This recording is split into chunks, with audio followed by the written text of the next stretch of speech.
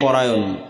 আল্লাহ নিজের জন্য সবচেয়ে জরুরি যে কাজটা করে নিয়েছেন সেটা হচ্ছে ইন্নী হারামতু যুলমা আলাইয়া, আমি আমার উপর অত্যাচারকে হারাম করে নিয়েছি, আমি হচ্ছে ন্যায় পরায়ণ।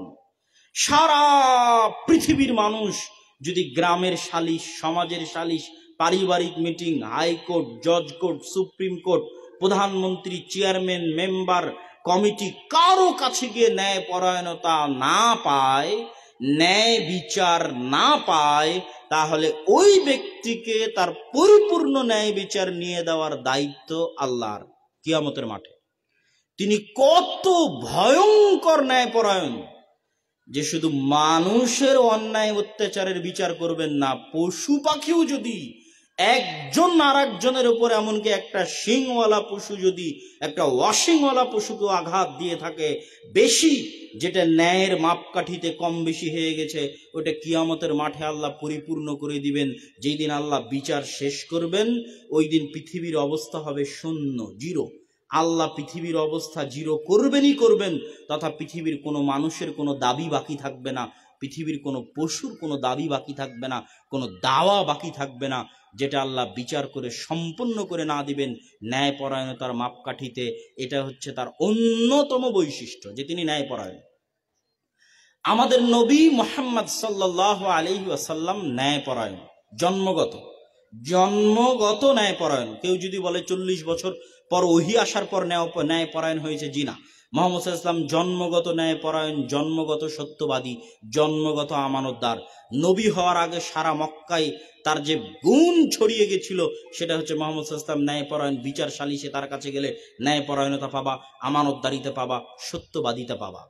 আর আজকে মুসলমানদের কাছে যেটা সবচেয়ে কম পাবেন সেটা হচ্ছে ন্যায়পরায়ণতা না থাকা। আমরা বুঝি না যে ন্যায়পরায়ণতা কি জিনিস, এবং ইসলামে ন্যায়পরায়ণতার গুরুত্ব কত ভয়ঙ্কর, কত কঠিন, এটা আলেম ওলামাও বুঝে না। আমরা মনে করেছি সালাত, সিয়াম, হজ, যাকাত হয়তো ইসলাম, আমরা মনে করেছি এই হয়তো ইসলাম, কিন্তু আমি বলবো ইসলামের মূল ভিত্তি, মূল সারমর্ম যেটার উপর ইসলাম টিকে আছে সেটা হচ্ছে ন্যায়পরায়ণতা। আর যেটাতে মুসলমানেরা সবচেয়ে বেশি পিছিয়ে আছে সেটা হচ্ছে ন্যায়পরায়ণতা, কেননা মুসলমানেরা বুঝেই না ন্যায়পরায়ণতা কি। আপনি সমাজের উপর লেভেল থেকে শেষ লেভেল পর্যন্ত মেপে আসেন, যেমন একদম রুট লেভেল, ব্যক্তি লেভেলে যদি আমি আপনাকে বলি যে আপনি 5 ওয়াক্ত সালাত আদায় করেন, আপনি অনেক বড় হাজি, আপনি দান করেন, কিন্তু আপনি আপনার বোনকে তার বাপের সম্পত্তিতে ভাগ দিতে গড়িমসি করেছেন, দেরি করেছেন, ভাগ দিলেও ভালো জায়গায় আপনি যেমন মাপে নিয়েছেন তেমন মাপে উপযুক্ত জায়গায় দেননি, অথবা বোনকে জমিতে ভাগই দেননি, অথচ আপনি সালাত আদায়কারী, অথচ আপনি সিয়াম পালনকারী, অথচ আপনি হজ পালনকারী। আপনি বুঝেনি না ইসলাম কি জিনিস। ইসলাম হচ্ছে ন্যায় পরায়ণতার উপর টিকে আছে। আপনি ন্যায় পরায়ণতার পরীক্ষায় একজন অন্যায়কারী, একজন জালেম, আপনার সালাত, আপনার সিয়াম, আপনার হজ আপনাকে জান্নাতে নিতে পারবে না যদি আপনার বোন আপনাকে ক্ষমা না করে, নিতে পারবে না। এটার নাম ইসলাম, এটা ন্যায়পরায়ণতা। আমি এবং আপনি 24 ঘন্টা আমাদের পরিবারে স্ত্রীর সাথে চলতেছি, মায়ের সাথে চলতেছি। আপনি কি আপনার বাপ মায়ের সাথে ন্যায়পরায়ণ? তাকে তার মাপ মতো যথোপযুক্ত হক দিয়েছেন? আপনি কি আপনার স্ত্রীর সাথে ন্যায়পরায়ণ? তাকে তার মাপ মতো যথোপযুক্ত হক দিয়েছেন? এটা অত সহজ কিছু নয়, অনেক কঠিন। ওমর রাদিয়াল্লাহু তাআলা আনহুর কিসের কমতি ছিল আমাকে বলেন? ওমর রাদিয়াল্লাহু তাআলা আনহু না সালাত পরিত্যাগকারী, না যাকাত পরিত্যাগকারী, না যুদ্ধে পিছনে পিছপা বহনকারী, না হিজরতে পিছপা, কোথাও পিছপা নয়। আল্লাহর নবী তাকে জান্নাতের সুসংবাদ দিয়েছেন।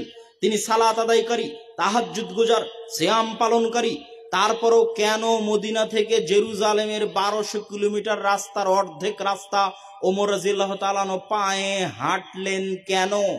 কিসের ঠেকা পড়েছিল ওমর রাদিয়াল্লাহু তাআলা আনহুর যে আল্লাহর নবীর পক্ষ থেকে জান্নাতের সার্টিফিকেট পাওয়ার পর, নামাজ, সালাত, সিয়াম, হজ, যাকাতের ইবাদতের ভান্ডার থাকার পর, দানের ভান্ডার থাকার পর কেন তিনি মদিনা থেকে জেরুজালেম অর্ধেক রাস্তা পায়ে হাঁটবেন আর গোলামকে উটের পিঠে চড়িয়ে রাখবেন কেন? ওমর রাদিয়াল্লাহু তাআলা আনহু দেখাতে চেয়েছেন নিজেকে টিকিয়ে রাখতে চেয়েছেন যে আমি ওমর।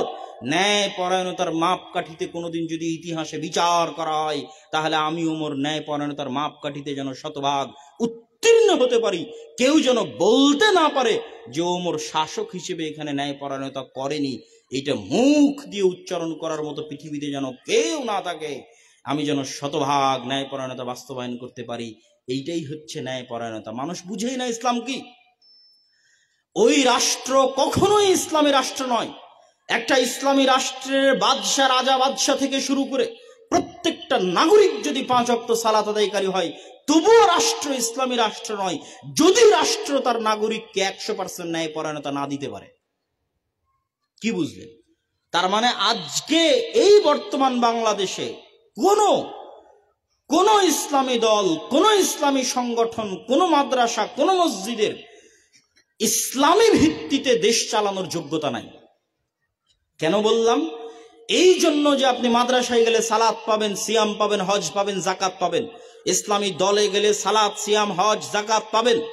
আপনি যে কোনো ইসলামী সংগঠনে গেলে, মসজিদে গেলে সালাত, সিয়াম, হজ, জাকাত পাবেন। পাবেন না কি? ন্যায় পরায়ণতা পাবেন না। ন্যায় পরায়ণতা পাবেন না। ইসলামী দলের নেতা যে বেশি চামচামি করেছে, ওকে পদ দিয়েছে, যে নিষ্ঠার সাথে, ন্যায় নিষ্ঠার সাথে কাজ করে গেছে, ওকে পদ দেয়নি। তাহলে ও রাষ্ট্র চালালে ও ন্যায় পরায়ণতা করতে পারবে না, ও রাষ্ট্র পরিচালনায় অযোগ্য। এটা ইসলামী রাষ্ট্র নয়। ইসলামী রাষ্ট্র মানে সালাত, সিয়াম দিয়ে ইসলামী রাষ্ট্র হয় না। ইসলামী রাষ্ট্র টিকে থাকে ন্যায় পরায়ণতার উপর ভিত্তি করে। পুরো ইসলামের মূল সারমর্মই ন্যায় পরায়ণতা। আল্লাহ নিজে ন্যায় পরায়ণ, তার নবী ন্যায় পরায়ণ। এবং আপনি এটাও মনে করে রাখিয়েন যে আজকে এত লাইভ ক্যামেরা, এত ফোনের সামনে বক্তব্য দিচ্ছি আমরা, তারপরেও মানুষ দলে দলে কেন ইসলাম গ্রহণ করে না? বিচ্ছিন্ন কেন? ওই চিটাগাং থেকে একজন, সিলেট থেকে একজন, এত চিল্লিয়ে চিল্লিয়ে আলোচনা করছি কেন? অথচ যখন রাসূল সাল্লাল্লাহু আলাইহি ওয়াসাল্লামের যুগ, তখন না মোবাইল, না ক্যামেরা, না মাইক, না প্রোগ্রাম, না জালসা। আর আল্লাহ কোরআনে বলছে যে মানুষ দলে দলে ইসলাম গ্রহণ করতেছে। যেখানে যেখানে সাহাবীরা গেছে, 30 বছরের মধ্যে মানুষ পঙ্গপালের মতো ইসলামে এসেছে। এটা মনে রাখেন। ইতিহাস ঘেটে দেখেন। আজকে আমার বক্তব্য শুনে গিয়ে ইতিহাস ঘেটে দেখেন, মানুষ সালাতের কারণে ইসলাম আসেনি, মানুষ তাওহীদের বিশ্বাসের কারণে ইসলামে আসেনি। যখন স্পেনে তারেক বিন জিয়াদ ঢুকেছে, তখন গোটা স্পেনের মানুষ ছিল মাজলুম, অত্যাচারিত। ওরা মুসলমানদের ন্যায় পরায়ণতা দেখে, মুসলমানদের সততা, আমানতদারিতা দেখে পাগল হয়ে গেছে যে পৃথিবীতে যদি আমরা আমাদের পরবর্তী প্রজন্মদেরকে শান্তিতে বাস করতে চাই, শতভাগ ন্যায় পরায়ণতা, আমানতদারিতা নিয়ে আমাদের সন্তানেরা বাস করতে চায়, কিসের এগুলো ধ্বংস করা, এই সমস্ত অত্যাচার, নির্যাতনের এই সমস্ত শাসন বাদ দাও, সব দলে দলে ইসলাম গ্রহণ করো। যদি ন্যায় পরায়ণতা চাও, শান্তি চাও, আমানতদারিতা চাও, সততা চাও, দলে দলে ইসলাম গ্রহণ করো। যেখানে মুসলমানেরা গেছে, ওখানে মানুষ দলে দলে ইসলাম গ্রহণ করেছে। সালাত, সিয়াম, হজ, যাকাত, আকীদা, তাওহীদের কারণে নয়, মুসলমানদের চারিত্রিক উন্নত বৈশিষ্ট্যের কারণে। আর আজকে আপনি মুসলমানদের অবস্থা দেখেন। মুসলমানদের কাছে আজকে সবচেয়ে সহজ পাপ মিথ্যা বলা, সবচেয়ে সহজ পাপ দুর্নীতি করা। বাংলাদেশের টপ লেভেল থেকে নিম্ন লেভেল পর্যন্ত সবাই কোনো না কোনো মসজিদ, মাদ্রাসার সাথে জড়িত আছে, কোনো না কোনো জালসা সম্মেলনের সাথে জড়িত আছে।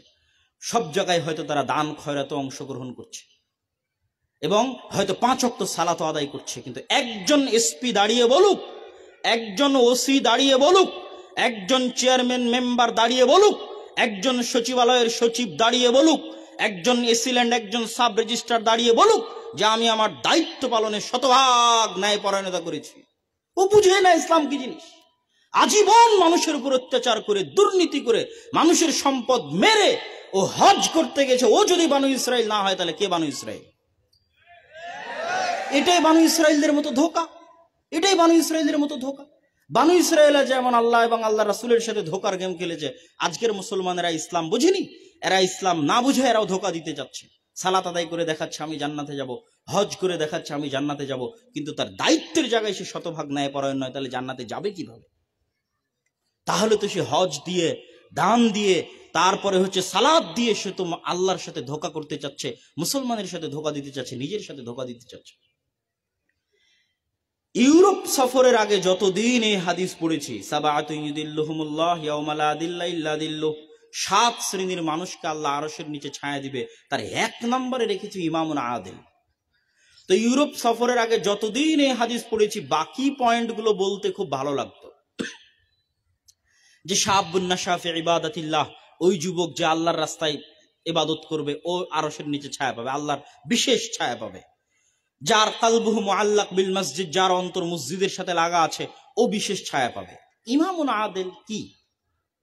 এখন বুঝি যে আমরা মুসলমানেরা কোথায় আছি, ওরা কোথায় আছে। ইউরোপ কাফের রাষ্ট্র, দারুল কুফর, কিন্তু মুসলমানদের চাইতে একজন সাধারণ নাগরিকের ন্যূনতম মানবিক অধিকার বাস্তবায়নে ওরা আমাদের চেয়ে এগিয়ে আছে। তখন বুঝলাম আর এটাই তো ইসলাম। ইসলাম তো এর চেয়ে আরো বেশি ন্যায়পরায়ণ। তারা কি ন্যায়পরায়ণতা বাস্তবায়ন করেছে, তাদের কোন জায়গায় ত্রুটি আছে, সেটা বক্তব্যের শেষের দিকে আসবে। কিন্তু এটাই তো আসল ইসলাম, যে রাষ্ট্রে ন্যায়পরায়ণতা থাকবে, দায়িত্বশীল ন্যায়পরায়ণ হবে। এই জন্য তো আল্লাহ নবী হাদিসে 1 নম্বরে রেখেছে ইমামুন আদিল। আরশের নিচে কিয়ামতের মাঠে বিশেষ ছায়া পাবে কে? আলেমের কথা বলা নাই, দানশীলের কথা বলা নাই, যে তার দায়িত্ব পালনে শতভাগ ন্যায়পরায়ণতা রক্ষা করতে পেরেছে। সে যে পর্যায়ে থাকুক না কেন, ওসি হোক, ডিসি হোক, এসপি হোক, প্রধানমন্ত্রী হোক, আর এসিল্যান্ড হোক, আর সাব রেজিস্ট্রার হোক, আর প্রিন্সিপাল হোক, আর পরিচালক হোক, যে তার দায়িত্ব পালনে শতভাগ ন্যায়পরায়ণতা রক্ষা করতে পেরেছে, ও কিয়ামতের মাঠে আল্লাহর বিশেষ ছায়া পাবে। কেননা ইসলাম চায় পৃথিবীতে ন্যায়পরায়ণতা প্রতিষ্ঠা করতে, এবং আল্লাহ নিজে ন্যায়পরায়ণ, তার নবী নিজে ন্যায়পরায়ণ, শতভাগ ন্যায়পরায়ণ। এবং ইসলাম পৃথিবীতে ন্যায়পরায়ণতার উৎকৃষ্ট শাসন ব্যবস্থা কায়েম করে দেখিয়েছিল। আর আমরা মুসলমানেরা এখন সবচেয়ে বেশি অন্যায়পরায়ণ, সবচেয়ে বেশি মিথ্যুক, সবচেয়ে বেশি ধোঁকাবাজ। অন্তত বাংলাদেশ আর ইউরোপ ঘুরে মুসলমানদের অবস্থা দেখে বলতেছি যে আফসোস হয়। যখন আবু সুফিয়ানের ওই হাদিস পড়ি কিতাবুল ওয়াহিতে, সহিহ বুখারীর মধ্যে, যে আবু সুফিয়ানকে আল্লাহর নবীর সবচেয়ে বড় শত্রু, যে আল্লাহর নবীকে হত্যা করতে চায়, মদিনাকে ধ্বংস করতে চায়, খন্দকের যুদ্ধে 1 মাস 10,000 সেনাবাহিনী নিয়ে গোটা আরব বিশ্ব থেকে মদিনা ঘিরে রেখেছিল 1 মাস। আল্লাহর নবী পেটে পাথর বেঁধে খন্দক খুঁড়ে রাখতেন মদিনা হেফাজত করার জন্য। তো ওই দিন যে 10,000 বাহিনী নিয়ে মদিনা ঘিরে রেখেছিল, তার প্রধান সেনাপতি আবু সুফিয়ান। এই আবু সুফিয়ানকে বাদশাহ হিরাক্লিয়াস জেরুজালেমে জিজ্ঞেস করছে, বলো মুহাম্মদ সাল্লাল্লাহু আলাইহি ওয়াসাল্লাম সম্পর্কে বলো, আমাকে সংবাদ দাও। তো আবু সুফিয়ান ওই দিন কোনো রেকর্ডারও নাই, কোনো লাইভও নাই, কিছু নাই। তারপর আবু সুফিয়ান ওই দিন মিথ্যা বলেনি। অথচ আবু সুফিয়ানকে জিজ্ঞেস করা হয়েছে তার চিরন্তন শত্রু সম্পর্কে, যাকে আবু সুফিয়ান হত্যা করতে চায়। কিন্তু আবু সুফিয়ান তো মিথ্যা বলা জানতোই না। আবু সুফিয়ান মিথ্যা বলতে লজ্জা পেত। কাফের অবস্থায়, মুশরিক অবস্থায়, কাফের এবং মুশরিকদের সর্দার অবস্থায় আবু সুফিয়ান মিথ্যা বলতে লজ্জা পেয়েছে। তাহলে ওই আবু সুফিয়ান যদি ইসলাম গ্রহণ করে, তাহলে সে ইসলাম গ্রহণ করার পর যখন শাসন ক্ষমতা চালাবে, তার ছেলে মুআবিয়া শাসন ক্ষমতা চালাবে, তার পরবর্তী বংশধরেরা শাসন ক্ষমতা চালাবে, তাহলে ওরা কতটা সততা, কতটা ন্যায়পরায়ণতার সাথে শাসন ক্ষমতা চালাবে কল্পনা করা যায় না। আর আমরা মুসলমানেরা, আমাদেরকে দেখেন, আমাদের প্রত্যেকটা ইনকামের পিছনে মিথ্যা আছে, প্রত্যেকটা।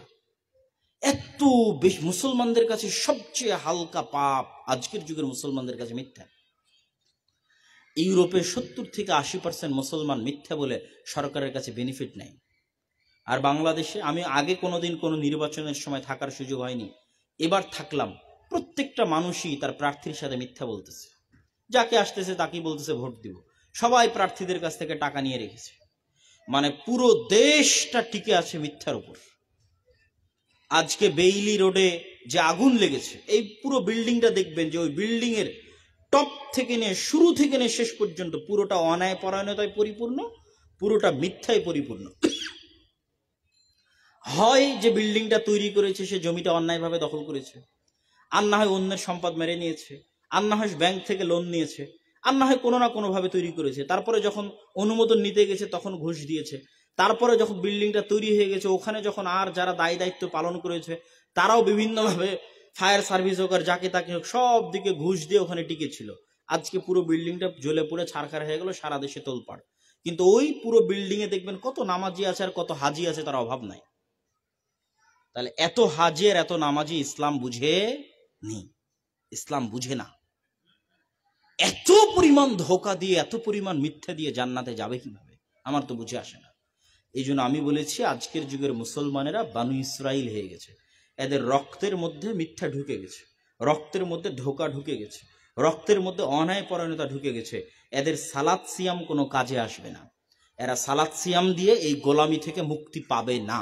আল্লামা ইকবাল ইউরোপ সফর করার পর একই অনুভূতি নিয়ে কবিতায় বলেছিলেন, सबक फिर से पढ़ सदाकत का, शुजाअत का, अदालत का, लिया जाएगा तुझसे काम, दुनिया की इमामत का। मुसलमानेरा তোমাদের মধ্যে সালাত সিয়াম হজ যাকাত সব আছে, খালি তোমরা নবীর যে জন্মগত সত্য বলার বৈশিষ্ট্য ছিল, তোমরা এই সত্য বলাটা ভুলে গেছো। তোমাদের মধ্যে সবই আছে, কিন্তু তোমাদের নবীর জন্মগত যে ন্যায় পরায়ণতার বৈশিষ্ট্য ছিল, এটা তোমরা ভুলে গেছো। তো তোমরা নতুন করে সত্য বলা শিখো, আর নতুন করে ন্যায় পরায়ণতা শিখো। পাড়া প্রতিবেশী, আত্মীয় স্বজন, বাপ মা, অধস্তন ঊর্ধ্বতন সব জায়গায় যে যেখানে দায়িত্বে আছো, আগে টার্গেটে রাখবা শতভাগ ন্যায় পরায়ণতা, শতভাগ সত্যবাদিতা। তাহলে তোমার সালাত, তোমার সিয়াম তোমাকে জান্নাতে নিয়ে যেতে পারবে। শুধু তাই নয়, আল্লামা ইকবাল বলেছেন, লিয়া জায়েগা তুঝসে কাম, দুনিয়া কি ইমামত কা। যদি মুসলমানেরা এই চরিত্রে, এই স্বভাবে ফিরে আসতে পারে, আল্লাহ পুনরায় মুসলমানদের হাতে পৃথিবীর নেতৃত্ব দিয়ে দিবেন। বলেন আল্লাহু আকবার।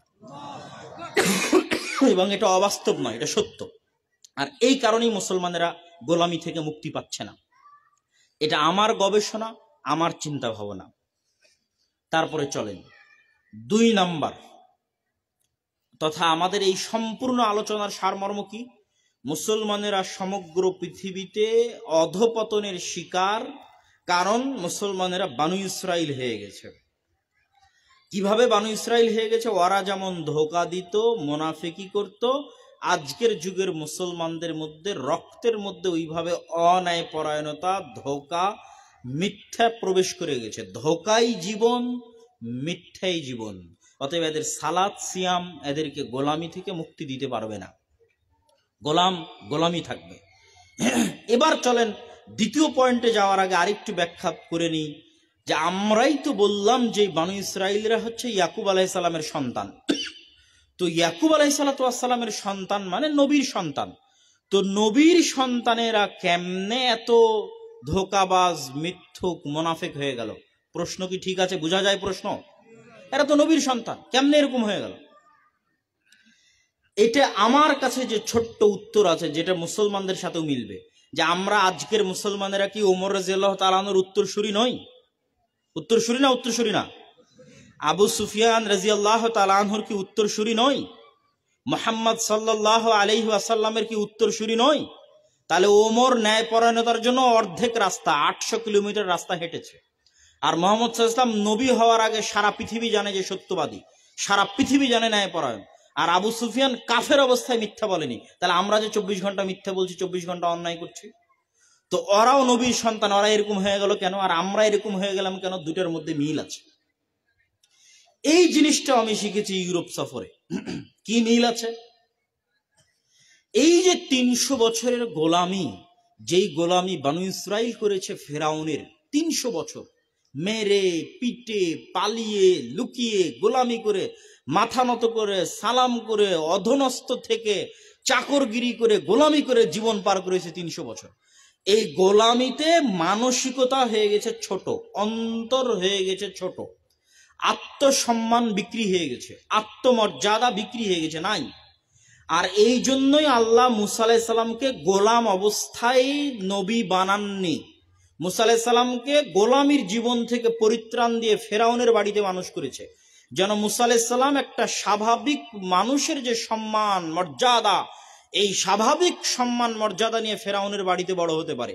এই জন্যই মুসা আলাইহিস সালাম ফেরাউনের বাড়ি থেকে বের হয়ে ওই ফেরাউনের একজন লোককে এক থাপ্পড় দিয়ে মেরে ফেলে দিয়েছেন। কেন? এই জাজবা গোলামের মধ্যে আসতে পারে না। উনি যে 25-30 বছর ফেরাউনের বাড়িতে স্বাধীনভাবে বড় হলেন, এইটা তার স্বাভাবিক আত্মমর্যাদা আত্মসম্মান বাকি রেখেছে, বজায় রেখেছে। কিন্তু যেই বানু ইসরায়েলের তিনি নবী, এই বানু ইসরায়েল যে 300 বছর থেকে গোলাম, এরা তো গোলামি করতে করতে লুকিয়ে পালিয়ে জীবন বাঁচাতে বাঁচাতে জীবন শেষ। তো এরাই সকাল সন্ধ্যা উঠতে উঠতে বলে যাব না, করবো না, তোমার আল্লাহ যাও যুদ্ধ করো, আল্লাহকে না দেখলে মানবো না। মানে একদম ছোট মন মানসিকতা। গ্রামের 3rd পার্সন একটা মানুষ যেমন ছোট জিনিস নিয়ে ঝগড়া করতে পারে, এরা নবীর সাথে তেমন করেছে। এই বৈশিষ্ট্যটা তাদের মধ্যে এসেছে 300 বছরের গোলামিতে। আমি এই জিনিসটা রিয়েলাইজ করলাম কখন? যখন ইতালির রাজধানী রোম, তারপরে ফ্রান্স, স্পেন, বিশেষ করে ফ্রান্সের আইফেল টাওয়ারের সামনে যত আপনি যদি বলেন অর্থের ছিনতাইকারী আছে, যত মদখোর আছে, বিড়িখোর আছে, জুয়াখোর আছে, রাত 12টার পর তার 90%-এর বেশি আফ্রিকান মুসলিম। বলেন নাউজুবিল্লাহ। আমি তো হতবাক যে মুসলমানেরা ছিনতাইকারী, চোর, তারপরে হচ্ছে বিড়িখোর, মদখোর, জুয়াখোর, ওই নেটিভ সাদা চামড়ার কেউ নাই তখন ওখানে, সবই মুসলমান। তখন ইতিহাস ঘাটলে দেখা যাবে যে এই ব্রিটিশরা আমাদের উপর যত বেশি পরিমাণে জুলুম করেছে 300 বছর, এই ইউরোপিয়ান কান্ট্রিগুলো, এই ইতালি, এই ফ্রান্স, এই স্পেন, আফ্রিকান মুসলমানদের উপর তার চাইতে 1000 গুণ বেশি জুলুম করেছে। তো গোলাম বানাতে বানাতে বানাতে বানাতে এমন পর্যায়ের গোলাম বানিয়েছে যার চরিত্র ধ্বংস করে দিয়েছে। ওকে মিথ্যুক, ধোকাবাজ, চোর, ছিনতাইকারী, মদখোর, জুয়াখোর বানিয়ে ছেড়ে দিয়েছে গোলামিতে। এত ভয়ঙ্কর পরিমাণের অত্যাচার আফ্রিকান মুসলমানদের উপর এই ইউরোপিয়ান কান্ট্রিগুলো করেছে। আর আমরা তো 300 বছর ব্রিটিশদের গোলামি করেছি। আপনি জমির মালিকানা শেরে বাংলা একে ফজলুল হকের অখণ্ড এই অবিভক্ত বাংলার যখন উনি প্রধানমন্ত্রী, জমিদারি প্রথা যখন বিলোপ করেন, তারপরে আপনারা ফিরে পেয়েছেন মালিকানা। এসএসিএস পর্যায়ে যাদের নামে, যেই জমিদারদের নামে কর দেওয়া হতো, তাদের নামে জমি আছে, আমাদের নামে ছিল না।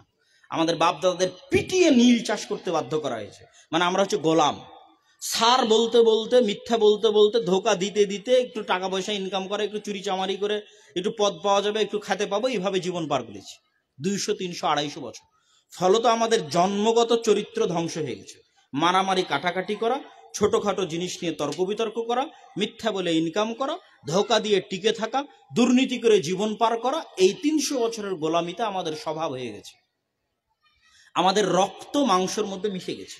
না হলে আলেম ওলামাদেরকেই দেখেন যে আলেম ওলামারা কেমন করছে, বাংলাদেশের আলেম ওলামারা কেমন করছে স্টেজে, বক্তব্যে, তাহলে আপনি বুঝবেন যে এটা জাতিগত গোলামির কারণে এখনো আমরা ছোট লোক আছি। স্বাভাবিক স্বাধীন হিসেবে আত্মমর্যাদা, আত্মসম্মান নিয়ে বড় হতে পারিনি। আর 70 বছর হচ্ছে স্বাধীন হওয়া, ওই গোলামির নেচার এখনো চেঞ্জ করতে পারিনি। না হলে পৃথিবীতে যারা কোনোদিন গোলামি বরণ করেনি তাদের চরিত্র দেখে আসেন। আফগানিস্তান না ব্রিটিশের গোলামি বরণ করেছে, না রাশিয়ার গোলামি বরণ করেছে, না আমেরিকার গোলামি বরণ করেছে। একদিনের জন্য নয়, 1 সেকেন্ডের জন্য নয়। ফলত আফগানিস্তানের বেশিরভাগ মুসলমান টিকে আছে তাদের জন্মগত সততার উপর, জন্মগত ন্যায়পরায়ণতার উপর। মজাক করেও যদি কোনো পাঠানকে বলেন কাল দুপুরে আপনার বাড়িতে আসব, আর যদি কথা দিয়ে কথা না রাখেন তা আপনাকে গুলি করে উড়িয়ে দিবে, এই রকম ওরা কথা দিয়ে কথা রাখা মানুষ। মজাক করে বললেও কথা দিয়ে কথা রাখবে, কেননা ওরা কোনোদিন গোলামি বরণ করেনি। ফলত জন্মগত সততার উপর টিকে আছে, জন্মগত আমানতদারিতার উপর টিকে আছে, ন্যায়পরায়ণতার উপর টিকে আছে, যেটার উপর মুসলমানদের থাকার কথা ছিল। তাহলে বানু ইসরায়েলের চরিত্র ধ্বংস করেছে ফেরাউনের গোলামি, আর মুসলমানদের চরিত্র ধ্বংস করেছে ইউরোপিয়ান ঔপনিবেশিক কলোনিয়াল সিস্টেমের শাসনামল। আজকের সারা বিশ্বের মুসলমানেরা যেখানে যে কষ্টে আছে তার কোথাও না কোথাও 200, 250, 300 বছরের ইউরোপের কলোনিয়াল সিস্টেম দায়ী। আপনাকে চ্যালেঞ্জ দিয়ে বলে গেলাম, ফিলিস্তিনের সমস্যা বলেন, কাশ্মীরের সমস্যা বলেন, যেখানে মুসলমানেরা যে অবস্থায় মজলুম আছে, মুসলমানদের চারিত্রিক অধপতন বলেন, নৈতিক অধপতন বলেন, কোথাও না কোথাও কোনো না কোনোভাবে ইউরোপিয়ান কলোনিয়াল সিস্টেম দায়ী। তার সবচেয়ে জ্বলন্ত উদাহরণ যদি নিতে চান যে এটা কি পরিমাণ প্রভাব রেখে গেছে, তার সবচেয়ে বড় জ্বলন্ত উদাহরণ নিলে ইংল্যান্ডের বাইরে বের হলে আর কোথাও ইংরেজি চলে না। ফ্রান্সে যান, ইতালিতে যান, স্পেনে যান, ইংরেজি কেউ জানে না, কেউ না। আরে বিমানবন্দরে দায়িত্ব পালন করা, ইন্টারন্যাশনাল এয়ারপোর্টে দায়িত্ব পালন করা দায়িত্বশীলেরা পর্যন্ত ইংরেজি জানে না। ওরা ইংরেজি শিখাকে অপমান মনে করে। তো আপনি ইউরোপ ঘুরলে হতবাক হবেন যে কোথায় আসলাম, এরা ইংরেজি জানে না। একমাত্র 2-1টা কান্ট্রি যাদের নেটিভ ল্যাঙ্গুয়েজ হচ্ছে ইংরেজি, যেমন ইংল্যান্ডের মতো, তারা মাত্র ইংরেজি জানে। আর আমরা যে ইংরেজি শিখার জন্য জীবন দিয়ে দিচ্ছি, আমরা গোলাম ছিলাম, আছি। আর যতদিন ওই ন্যায়পরায়ণতা, সততার মাপকাঠিতে না টিকতে পারবো, ততদিন গোলাম থাকবো। গোলাম ছিলাম, গোলাম আছি। স্যার বলতে বলতে মুখে ফেনা তুলে ব্রিটিশদের আমলে জীবনযাপন করেছি। আজও স্যার বলতে বলতে মুখে ফেনা তুলে দুর্নীতি, মিথ্যা, ধোঁকা দিয়ে রুজির জন্য জীবনযাপন করে যাচ্ছি। গোলাম ইবনে গোলাম। সম্মানিত উপস্থিতি, 2 নম্বর কারণ যেটার কারণে সমগ্র পৃথিবীতে মুসলমানেরা গোলামির জীবনযাপন করছে, সেটা হচ্ছে শিক্ষা। শিক্ষায় পিছিয়ে থাকা মুসলমানদের গোলামির দ্বিতীয় কারণ। আর 3 নম্বর কারণ হচ্ছে সুদী অর্থনীতি। এই দুটো অল্প সময়ের মধ্যে বলে বক্তব্যের শেষের দিকে চলে যাব ইনশাল্লাহ। শিক্ষায় অধপতন কি? যখন কর্ডোভার, স্পেনের রাজধানী কর্ডোভায় যখন হাজার হাজার লাইব্রেরি আর বিশ্ববিদ্যালয়, তখন লন্ডনের মানুষের পায়খানাই ছিল না। যখন স্পেনের রাজধানী কর্ডোভার রাস্তায় লাইট, তখন লন্ডনের মানুষজন ছিল জাহেল, মূর্খ, অজ্ঞ। ইতিহাস সাক্ষী, আপনি ইতিহাস খুলে দেখতে পারেন। আমি অবাস্তব, অগ্রহণযোগ্য কোনো বক্তব্য দিচ্ছি না, বরং স্পেন থেকেই জ্ঞান শিখেছে ইউরোপ, স্পেন থেকেই জ্ঞান শিখেছে ইউরোপ, ইউরোপ থেকে শিখেছে আমেরিকা। আর আজকে মুসলমানদের দেখেন, মধ্যপ্রাচ্যের মুসলমান বলেন, বাংলাদেশের মুসলমান বলেন, পাকিস্তানের মুসলমান বলেন, কারো কাছে জ্ঞানের মূল্য নাই, জ্ঞানের গুরুত্ব নাই। মধ্যপ্রাচ্যে যারা কোটি কোটি টাকার মালিক, তারা বিনোদনের জন্য, পর্যটনের জন্য টাকা খরচ করতেছে, আর বিনোদন পর্যটনকে বলতেছে উন্নতি। আর আমাদের মতো তৃতীয় বিশ্বের দেশগুলো টাকা খরচ করতেছে শুধু রাস্তাঘাট, ব্রিজ, কালভার্ট। শিক্ষার উন্নয়নের জন্য বড় কোনো বাজেট নাই, একটা উন্নত প্রতিষ্ঠান গড়ে তোলার জন্য বড় কোনো বাজেট নাই। আপনি যদি এই সমগ্র বেরায়েতের রাস্তা স্বর্ণ দিয়ে তৈরি করে দেন, আর এই বেরায়েতের মানুষের শিক্ষার উন্নত কোনো ব্যবস্থা না করেন, তাহলে এই বেরায়েতে আজ থেকে 20 বছর পর যদি কোনো মেডিকেল হয়, তাহলে এই মেডিকেলে ডাক্তারি করার জন্য ইন্ডিয়ার, চায়না থেকে ডাক্তার ভাড়া করে আনতে হবে। আর বেরায়েতের মানুষ লেবারি করবে আর মিস্ত্রিগিরি করে গোলামির জীবনযাপন করবে, ঝাড়ুদার হবে, পিয়ন হবে, এর বেশি কিছু না। কেননা আপনি ওদেরকে শিখান নিজে, শিক্ষা দেন নিজে। শিক্ষার গুরুত্ব নয় আমাদের কাছে, বরং যতটুকু ছিল অতটুকু ধ্বংস করে দিয়ে আরো কেমনে গোলাম বানানো যায়, যাতে আগে অন্তত 50,000 টাকায় বিক্রি হয়ে যায়, এখন যেন 500 টাকাতেও কুকুর বিক্রি হয়ে যায়। মানুষরূপী এই সমস্ত বানু ইসরাইল কুকুরেরা যেন 500 টাকাতেও বিক্রি হয়ে যায়। তাহলে এদেরকে মদখোর বানিয়ে দিলে, জুয়াখোর বানিয়ে দিলে, 500 টাকার জন্য একটা মানুষকে হত্যা করে দিবে। মদখোর, জুয়াখোর, মূর্খ বানিয়ে দিলে 500 টাকার জন্য একটা বাসে আগুন দিয়ে দিবে, 200 টাকার জন্য আগুন দিয়ে দিবে, 50 টাকার জন্য আগুন দিয়ে দিবে। কেন? এদেরকে শিক্ষা দেওয়া হয়নি। তাহলে এই সমস্ত গুন্ডা, জুয়াখোর, মদখোর, অশিক্ষিত, মূর্খ যত বেশি হবে, তত এদেরকে সহজে গোলাম বানানো যাবে, টাকায় কিনে নেওয়া যাবে। এটা আমরা যেমন বুঝি, ইহুদিরাও তেমন খুব ভালো বুঝি। আল্লাহ কোরআনে খ্রিস্টানদেরকে এমনি বলেনি জলিন, যে খ্রিস্টানেরা পথ ভ্রষ্ট, তাদেরকে বলেনি অভিশপ্ত। ইবলিসকে কেন অভিশপ্ত বলেছেন আল্লাহ? শয়তান রাজিম কেন বলেছেন? ইবলিস জেনে বুঝে মানেনি। খ্রিস্টানরা জানেই না, পাগল কি করবে? খ্রিস্টানরা মদ খেয়ে রাস্তায় উল্টে পড়ে থাকে। খ্রিস্টানরা যা টাকা ইনকাম করে, উইকেন্ড আসলে, সপ্তাহের শেষের 2 দিন আসলে পাবসে গিয়ে জুয়া খেলে আর বারে গিয়ে মদ খেয়ে শেষ করে দেয়। এদেরকে আল্লাহ এমনি জলিন বলেন। এরা তো জানে না, এরা তো বুঝে না। কিন্তু যারা বুঝে এবং জানে, এরা না মদ খায়, না এরা জুয়া খেলে। পৃথিবীতে সবচেয়ে কৃপণ ভাবে টাকা জমা করে কোটি কোটি টাকার মালিক কেমনে হতে হবে এটা তারা জানে। তাদের ছেলে মেয়েদের কেমনে শিক্ষা দিতে হবে, জ্ঞান অর্জন করাতে হবে, এটা তারা জানে। এরা পৃথিবীর গুটি কয়েক মানুষ, কিন্তু এরা সবকিছু জেনে বুঝে পৃথিবীর মানুষকে পথভ্রষ্ট করছে। ওরা নিবে 7টা 8টা সন্তান, আর সারা পৃথিবীতে টাকা খরচ করবে যেন সন্তান নেয় 1টা আর 2টা। আপনি এখান থেকে উঠে গিয়ে ইউরোপে বসবাসরত যে কোনো ভাইকে জিজ্ঞেস করবেন, আপনার পার্শ্ববর্তী কোনো ইহুদি ফ্যামিলির কয়টা সন্তান? যে কোনো, ফ্রান্স, ইউরোপ, আমেরিকা, যে কোনো পৃথিবীর যে কোনো প্রান্তে যে কোনো ইহুদি পরিবারের কয়টা সন্তান জিজ্ঞেস করবেন, যদি 2টে 3টে 4টের বেশি না হয়েছে তাহলে আমার সাথে এসে সরাসরি দেখা করবেন, কথা বলবেন। অথচ সারা পৃথিবীতে ওরা সবচেয়ে বেশি অর্থ খরচ করবে যেন মানুষ সন্তান কম নেয়। ওরা না মদ খাবে না জুয়া খেলবে, কঠোর ও কঠিন ভাবে ওদের ধর্মের প্রত্যেকটা রুলসকে কঠোর ও কঠিন ভাবে মেনে চলে। কয়টা মুসলমান দাঁড়িয়ে রাখে, কত পার্সেন্ট? আর আপনি কয়টা ইহুদি কত পার্সেন্ট দাঁড়িয়ে রাখে খুঁজে আসবেন, পার্সেন্টেজে মুসলমানদের চেয়ে বেশি হবে। অন্তত 90% ইহুদি দাঁড়িয়ে রাখে, আর সর্বোচ্চ 10% মুসলমান দাঁড়িয়ে রাখতে পারে। ওরা কঠোর ও কঠিন ভাবে ওদের দিনে যতটুকু আছে অতটুকু আঁকড়ে ধরে আছে, আর পুরো পৃথিবীকে পথভ্রষ্ট করার জন্য। পুরো পৃথিবী মদ, জুয়া, নারী, খেলাধুলা, ক্রিকেট, বিশ্বকাপ দেখছেন না? মধ্যপ্রাচ্যের দেশগুলো, ফিলিস্তিনে লক্ষ লক্ষ মা এবং বোন মরতেছে, তারপরও বিনোদন আর পর্যটন নিয়ে ব্যস্ত। এটা ওরা চায়। এটার পিছনে মুসলিম যুবকরা ধ্বংস হয়ে যাক, তাহলে গোলাম বানানো সহজ, এটা চায়, যার মূলে আছে শিক্ষা। আর মুসলমানেরা কোথাও শিক্ষায় ইনভেস্ট নাই। আপনি ইন্ডিয়ার, ভারতের মুসলমানদের দেখেন, কোনো অঞ্চলে কোনো জেলায় যদি মুসলমান বেশি থাকে ভারতের, তাহলে ওই জেলায় যতগুলো চুরির মামলা আছে, যতগুলো ডাকাতির মামলা আছে, যতগুলো মদ জুয়ার মামলা আছে, তার কত পার্সেন্ট মুসলমানের নামে খুঁজে দেখেন। ভারতের অবস্থা বলতেছি। যান ইউরোপে, আমেরিকায়, যত দেশ থেকে যত মুসলমান গেছে, শুধু বাংলাদেশ নয়, তারা কি কাজ করছে, কি চাকরি করছে দেখেন। আমি তাদের ছোট করছি না, কিন্তু তাদের সামাজিক স্ট্যাটাস কি, তাদের শিক্ষার অবস্থার কারণে তারা ওই জায়গায় আছে। কেননা তাদের দেশে কেউ কোনোদিন তাদের শিক্ষা নিয়ে গুরুত্ব দেয়নি। সব বাদ দিলাম, আপনি মসজিদ কমিটির কাছে আসেন, যে মসজিদ কমিটি স্বর্ণ দিয়ে মসজিদ বানিয়ে দিবে, টাইলস দিয়ে মসজিদ বানিয়ে দিবে, এসি দিয়ে মসজিদ বানিয়ে দিবে, কিন্তু শিক্ষার জন্য কি করলো? অত্র অঞ্চলের ছেলে মেয়েদের দিন, ন্যূনতম দিনের জ্ঞানের শিক্ষার জন্য কি করলো? এর উত্তর কে দিবে? এর জবাব কে দিবে? আপনি মসজিদ স্বর্ণ দিয়ে বানিয়ে রাখলেও মসজিদ পড়ে থাকবে। এ কথা যদি দেখতে চান, স্পেনের কর্ডোভায় গিয়ে জামে মসজিদ কুরতুবা, 70,000 মানুষ এক মসজিদে সালাত আদায় করতে পারবে। যার অন্তরে ন্যূনতম ঈমান আছে, ও এই মসজিদে প্রবেশ করার পর চোখ দিয়ে পানি বের হবে, অঝোর ধারায় পানি বের হবে এই মসজিদে প্রবেশ করার পর। এত বড় মসজিদ, এক মাথা থেকে আর এক মাথা দেখা যায় না। 70,000 মানুষ এখানে আছে, এক মসজিদে সালাত আদায় করতে পারবে।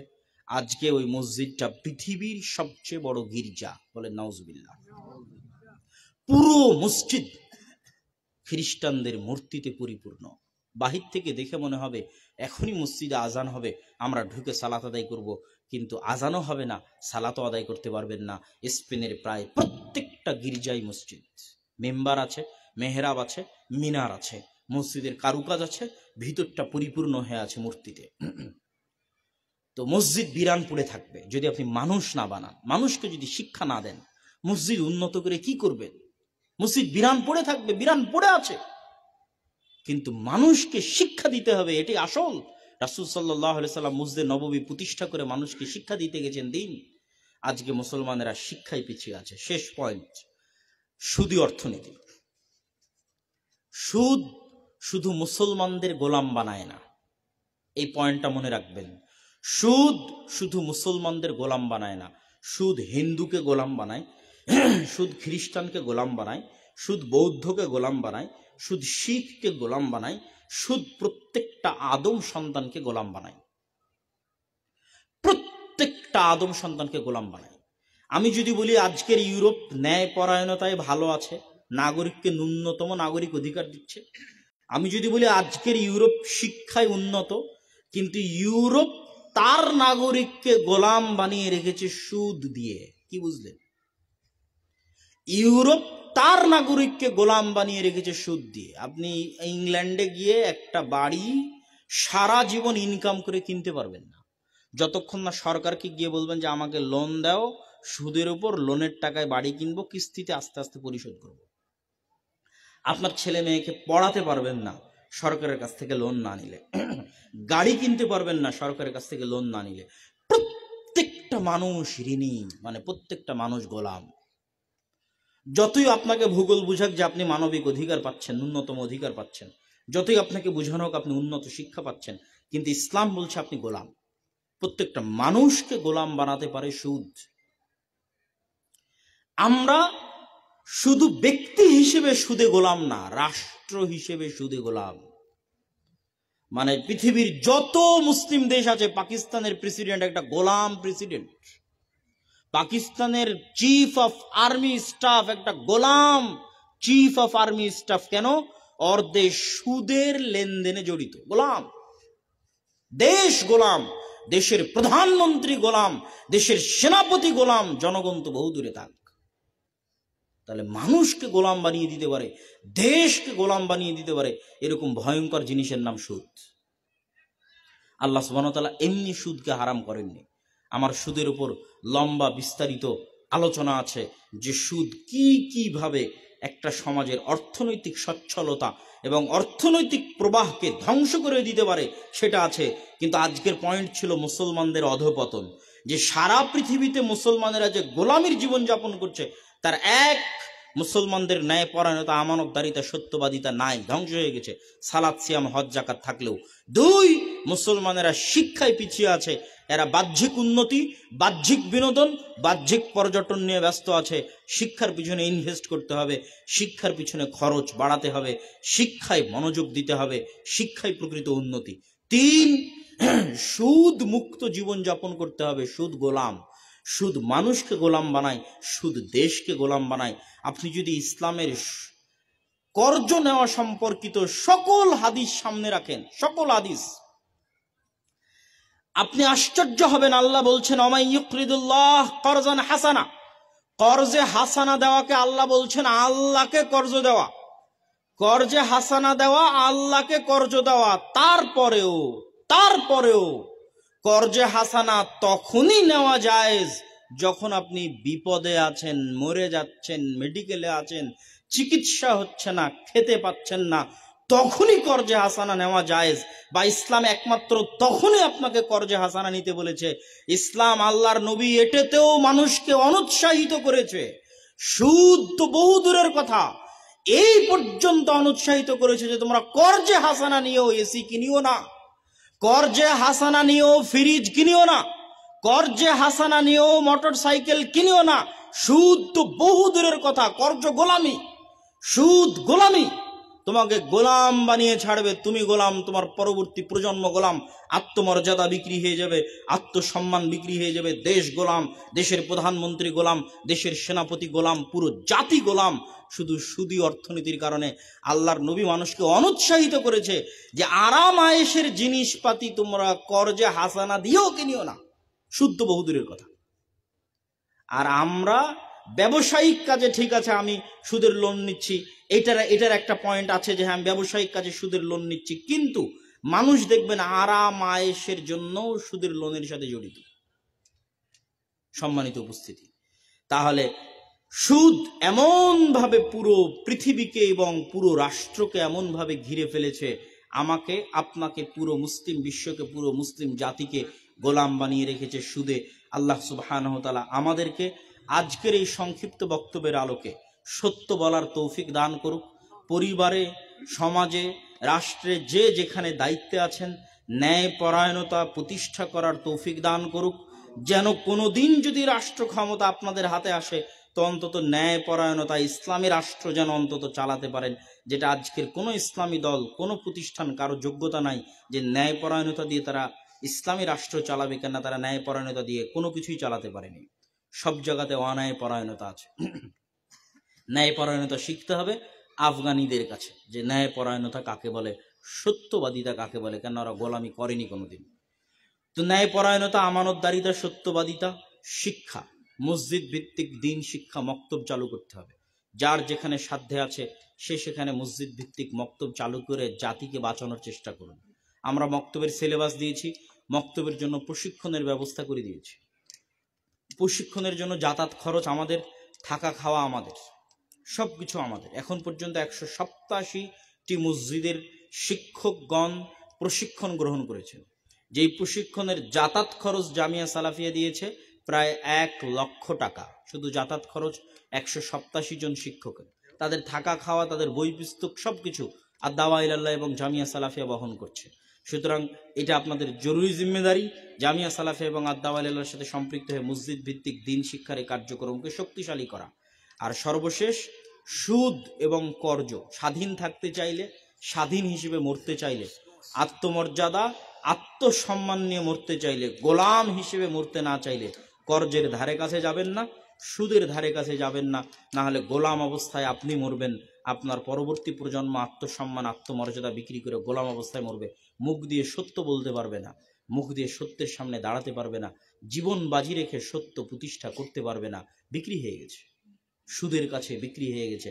যেটা আমি আমার মতো করে হয়তো যদি বুঝাতে না পারি, এটা আমার ব্যর্থতা। কিন্তু পুরো মুসলিম বিশ্ব, পুরো মুসলিম উম্মাহ এই তিনটা কারণে গোলাম এবং অধপতনের জীবনযাপন করছে। এই বলে বক্তব্যের শেষের দিকে আল জামিয়া সালাফিয়া, রূপগঞ্জ, নারায়ণগঞ্জ, এখান থেকে মাত্র আধা ঘন্টার রাস্তা। আগামী বৃহস্পতি ও শুক্রবার তথা পরশু দিন বৃহস্পতিবার এবং তারপরের দিন শুক্রবার সৌদি আরবের 2 জন শায়েখ থাকবেন, ভারতের 3-4 জন আলেম ওলামা উপস্থিত থাকবেন, দেশের বড় বড় আলেম ওলামা উপস্থিত থাকবেন এই সালাফি কনফারেন্সে। আন্তর্জাতিক মানের এই সালাফি কনফারেন্সে অত্র এলাকা থেকে বাস যাবে। যারা দায়িত্বশীল আছে এই প্রোগ্রামেরই যারা আয়োজক, তারাই বাসের ব্যবস্থা করবে। আপনারা তাদের সাথে যোগাযোগের ভিত্তিতে, আমার জানা মতে 2-3টা বাস অলরেডি রেডি হয়ে গেছে। আপনারা যারা যেতে আগ্রহী, আমাদের সম্মানিত সভাপতি সাহেবই এই বাসের ব্যবস্থা করেছেন, আমরা তার জন্য দোয়া করি। আল্লাহ তার ধন সম্পদে বরকত দান করুক, আল্লাহুম্মা আমিন। আপনাদের কোনো যাতায়াত খরচের চিন্তা করতে হবে না। আপনারা শুধু দিনের জ্ঞান অর্জন করার জন্য, কিছু ইসলামী জ্ঞান অর্জনের জন্য, আল্লাহর সন্তুষ্টির জন্য জামিয়া সালাফের এই কনফারেন্সে আসবেন। বৃহস্পতিবার আসরের মধ্যে উপস্থিত হওয়ার চেষ্টা করবেন। সবাই বলি ইনশাআল্লাহ। আল্লাহ সুবহানাহু ওয়া তাআলা আপনাদেরকে কবুল করুক। সালাফি কনফারেন্সে উপস্থিত হওয়ার দাওয়াত দিয়ে আজকের সংক্ষিপ্ত বক্তব্য এখানেই শেষ করলাম। ওয়া আখির দাওয়ানা আনিল হামদুলিল্লাহি রাব্বিল আলামিন। আসসালামু আলাইকুম ওয়া রাহমাতুল্লাহি ওয়া বারাকাতুহু। আর আজকে বই পুস্তক আছে। আব্বুর আলোচনা শেষে মাসিক আল ইতিসাম, ফিকহুস সালাফ, মিন্নাতুল বাড়ি 2য় খণ্ড আজকে না আসলেও সালাফি কনফারেন্সে পাবেন ইনশাআল্লাহ। তো বই পুস্তকগুলো মূল্যায়ন করার চেষ্টা করবেন। আসসালামু আলাইকুম ওয়া রাহমাতুল্লাহ। এতক্ষণ আমরা মূল্যবান ঐতিহাসিক ইতিহাস নির্ভর বক্তব্য শুনলাম। অনেক উচ্চ শিক্ষিত লোকেরা যারা না যেসব বক্তব্য আমরা শুনলাম, আমরা সকলে মিলে দোয়া করি আব্দুল্লাহ বিন আব্দুর রাজ্জাক সাহেব বাংলাদেশের একজন স্বর্ণখচিত ব্যক্তিতে পরিণত হোক। সবাই বলেন আমিন। এই পর্যায়ে আপনাদের সামনে বক্তব্য রাখবেন আমাদের সকলের আকাঙ্ক্ষিত শায়েখ, সকলে যার বক্তব্য শোনার জন্য বসে আছি। আমি ওনার বক্তব্যের আগে আপনাদের সকলকে অনুরোধ করবো, যারা গেটে দাঁড়িয়ে আছেন বা একই সাথে ঘোরাফেরা করছেন, বসেন। এখন আপনাদের সামনে বক্তব্য রাখবেন শায়েখ আব্দুর রাজ্জাক বিন ইউসুফ সাহেব। শায়েখ আব্দুর রাজ্জাক বিন ইউসুফ সাহেব। আসসালামু আলাইকুম ওয়া রাহমাতুল্লাহ।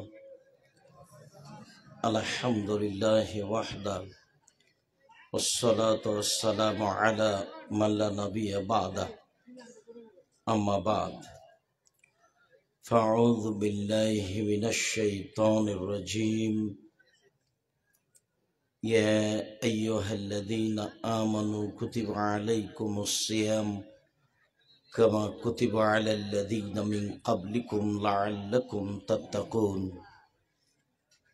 عن أبي سعيد الخدري رضي الله تعالى عنه قال قال رسول الله صلى الله عليه وسلم من صام يوما في سبيل الله بعد الله وجهه عن النار 70 خريفا. রাহুল বুখারী। সম্মানিত দিনী ভাই বোন, আমরা আব্দুল্লাহর বক্তব্য শুনছিলাম। আসলে আমরা তো এই ধরনের বক্তব্য সাধারণত কোনোদিন শুনতে পাই না, শুনলেও তেমন ধারণ ক্ষমতা দিয়ে ধরে রাখতে পারি না। আমরা এক খেয়ালে চেয়েছিলাম ভিন্ন ধরনের এক গুরুত্বপূর্ণ আলোচনা শোনার আশায়।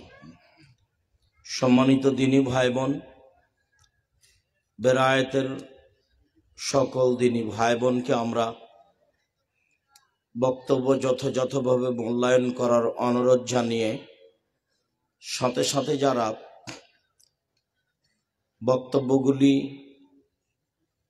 রেকর্ডিং করছে তাদেরকেও বলছি, এসব বক্তব্য তোমরা পৃথিবীর বাঙালির কাছে নিয়মিতভাবে পেশ করার চেষ্টা করো।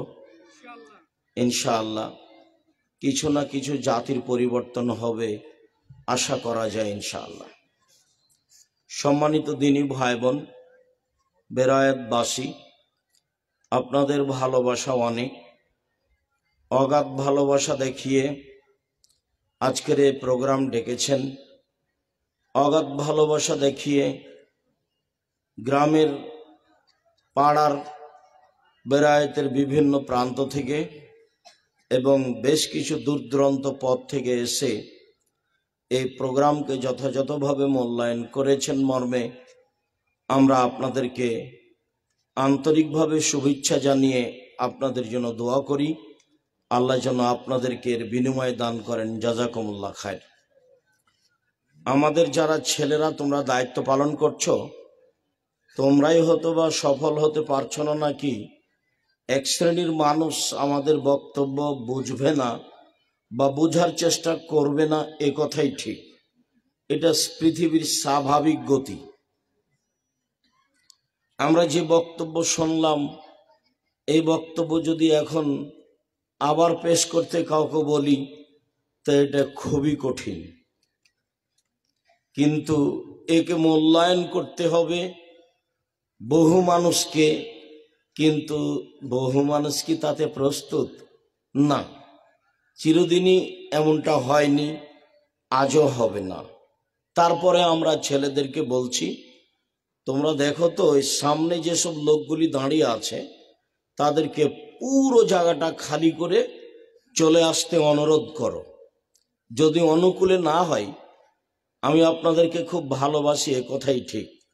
ভালোবাসা বহাল রাখার উদ্দেশ্যে হয় আপনি জায়গাটা খালি করবেন চলে গিয়ে, না হয় এসে বসে। আর তোমরা আমাদের ছেলেরা আরো এখান থেকে নিয়ে একবারে মসজিদ পর্যন্ত এই পুরো জায়গাটা খালি করো, চলাচল করবে না কেউ। তোমরা এটা বন্ধ করার চেষ্টা করো। তোমাদের আমি তৎপরতা দেখেছি, রাস্তা ঘেরে রাখছিলে যাতে করে ভ্যান রিক্সা না গিয়ে পরিবেশ নষ্ট না করে, যাতে করে ভ্যান রিক্সা গিয়ে পরিবেশ নষ্ট না করে।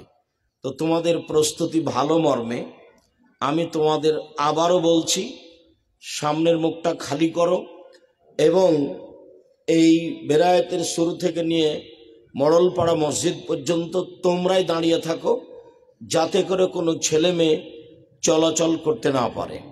যদিও আমরা আব্দুল্লাহর বক্তব্যে খেলে চেয়েছিলাম, দেখছিলাম, আমিও মনে করছিলাম যে বক্তব্যের কাছে আমাকে নিজেকে শিশু মনে হচ্ছে। আমি তো এরকম বক্তব্য কোনোদিন শুনিনি, অবগত হইনি। এর আগে 2-3 দিন বক্তব্য শুনেছি, তবে বিষয়গুলি এমন ছিল না। এক সময়ে বিষয় ছিল আল্লাহর গুণবাচক নাম। এক সময়ে বিষয় দেখেছিলাম গুণবাচক নামের অর্থ। আল্লাহ যে গাফুর, এটা কেমন গাফুর তিনি? আল্লাহ যে শাকুর, তিনি কেমন শাকুর?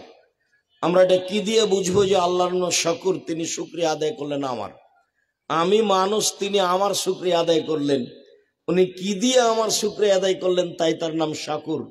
এগুলো শুনছিলাম, সে আলোচনাগুলো ছিল ব্যতিক্রম। ইতিহাস আমরা ফিলিস্তিনের কিছুদিন আগে জেরুজালেমের শুনছিলাম, সেগুলো আমাদের কাছে ভিন্ন ধরনের ছিল। অধপতনের কথাগুলি আমরা আজকে যেভাবে শুনছিলাম, অন্য দিন হয়তো বা এভাবে আছে, আমরা জানি না। তবে আজকের আলোচনা আমাদের অধপতনের কারণগুলি, সমস্যাগুলি বানি ইসরায়েলের এবং আমাদের কাছে দিনের মতো স্পষ্ট হচ্ছিল। এবং আমরা আলোচনায় বুঝতে পারছিলাম এটাই সত্য যে আমরা ভুল পথে আছি, তারা ভুল পথে ছিল। আর আমাদের এই হঠকারিতার কারণেই, মিথ্যা কথার কারণেই, বেইনসাফির কারণেই, বিদ্যা না থাকার কারণেই, সুদের কারণেই আমরা গোলাম হয়েছি। এ কথাই ঠিক। গোলাম মানে আত্মমর্যাদা থাকে না, গোলাম মানে আত্মসম্মান থাকে না, গোলাম মানে স্বাধীনতা থাকে না। তো গোলামি করে করে যদি স্বাধীনতাই হারিয়ে যাই তাহলে মানুষকে বলবো কি? তো ওই জায়গাটা ভালো করে আমরা বুঝতে পারলাম কি না, আল্লাহ তাআলা মূসাকে বড় করবেন স্বাধীন করে, গোলাম করে নয়। এটা তো আমরা কোনোদিন ভাবিনি। আমরা শুধু জানি যে আল্লাহ দেখলেন আল্লাহ কত ক্ষমতাশীল, আল্লাহ ফেরাউনের বাড়িতে মূসাকে লালন পালন করলেন। ফেরাউন কিছুই বুঝলো না। তো আমরা তো এটা মনে করছি যে হ্যাঁ ঠিক, আল্লাহ শক্তিশালী, আল্লাহ মূসাকে ফেরাউনের বাড়িতে রেখে দিলেন। কিন্তু আল্লাহ যে মূসাকে স্বাধীন চেতা দিয়ে মানুষ করতে চাচ্ছেন, সেই জন্য এটা করেছেন, এটা তো আমরা কোনোদিন ধরিনি। তার স্বাধীনতার ভিত্তিতেই এক থাপ্পড় দিয়ে একটা লোককে মেরে দিলেন। তার স্বাধীনতা, ওই কাজ তার আত্মমর্যাদায় বাধা দিয়েছে। স্বাধীন না হলে আপনি তো কিছু করতে পারবেন না, গোলাম হলে তো আপনি কিছু করতে পারবেন না। আর সুদ সব জায়গাতেই আছে পৃথিবীতে। আমি তো পৃথিবীর বেশি দেশ দেখিনি, লন্ডন সফরে দেখলাম, তাতে এমন কোনো মানুষ নেই যে বেঁচে থাকবে সুদ ছাড়া। আমাদের দেশে আজও সুদ ছাড়া বেঁচে থাকার পথ আছে। এদেশের ব্যবসায়ীও আছে যারা নিজস্ব সম্পদ দিয়ে ব্যবসা করে, বলে যে সুদের সাথে আমরা সম্পৃক্ত রাখি না, সরকারের 10 টাকা নিবও না, নিজের টাকা দিয়ে ব্যবসা করব। এরকম মানুষ আজও আছে। নিজের টাকা দিয়ে বাড়ি গাড়ি করব, এমন পথঘাট ইউরোপে লন্ডনে নেই। বিত্তশালীও নিজের টাকা দিয়ে বাড়ি করতে পারবে না সুদ না নিলে। কিভাবে কৌশল করা আছে মানুষকে গোলাম বানানো। সম্মানিত দিনী ভাই বোন, আমরা আসলেই ন্যায়পরায়ণ কি জিনিস সেটাও বুঝতে পারিনি। জুলুম খালি বুঝেছি, তবে জুলুম করা বুঝেছি, কিন্তু ন্যায়পরায়ণ কি জিনিস সেটা বুঝতে পারিনি। বিদ্যা কি জিনিস সেটাও বুঝতে পারিনি। সুদ মানুষের ক্ষতি করে কেমন সেটাও ধরতে পারলাম না। কর্জ তো আল্লাহ বলছেন কর্জে হাসানা, তা আমরা কর্জে হাসানা নিয়ে বাড়ি করলাম। তো কর্জে হাসানা নিয়ে বাড়ি করা হলো, এটা কেমন হলো? এটা কি কর্জে হাসানা নিয়ে বাড়ি করা হলো? মোটামুটি আমরা বিষয়গুলি খুব স্পষ্ট হচ্ছিলাম। সম্মানিত দিনী ভাই বোন, আমি আপনাদেরকে রামাজান সামনে রেখে পরকালমুখী করত আজকে আপনাদের সামনে পেশ করছিলাম।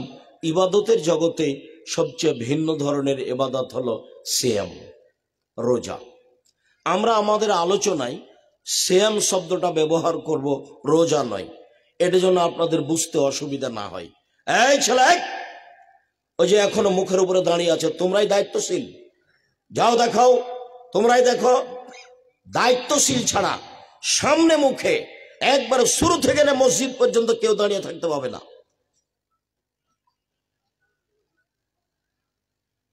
মানুষ হিসেবে মানবতা দেখা সাময়িক টাইমে হলেও প্রয়োজন। বসার জায়গা আছে, আপনি দাঁড়িয়ে থাকবেন কেন? আল্লাহ রসুল কথা বললে সাহাবীগণকে বসতে বলতেন। ধর্মীয় কথা শোনার এটা একটা বৈশিষ্ট্য যে বসে কথা শুনতে হবে। আল্লাহ রসুল কথা বললেই সাহাবীগণকে বসতে বলতেন। তোমরা যারা দায়িত্ব পালন করছো একবারে এক পায়ে দাঁড়িয়ে থাকবে, এখান থেকে নিয়ে ওই গ্রামের মাথা থেকে নিয়ে মডলপাড়া মসজিদ পর্যন্ত শক্ত হাতে মানুষকে এই দিনই বৈঠকে আসার জন্য অনুরোধ জানাও। তারা তো বুঝে না, বুঝলে কি আর এটা করে? যার কারণে তো আপনি কষ্ট পেলে আমি বলতে কিছু কম করিনি।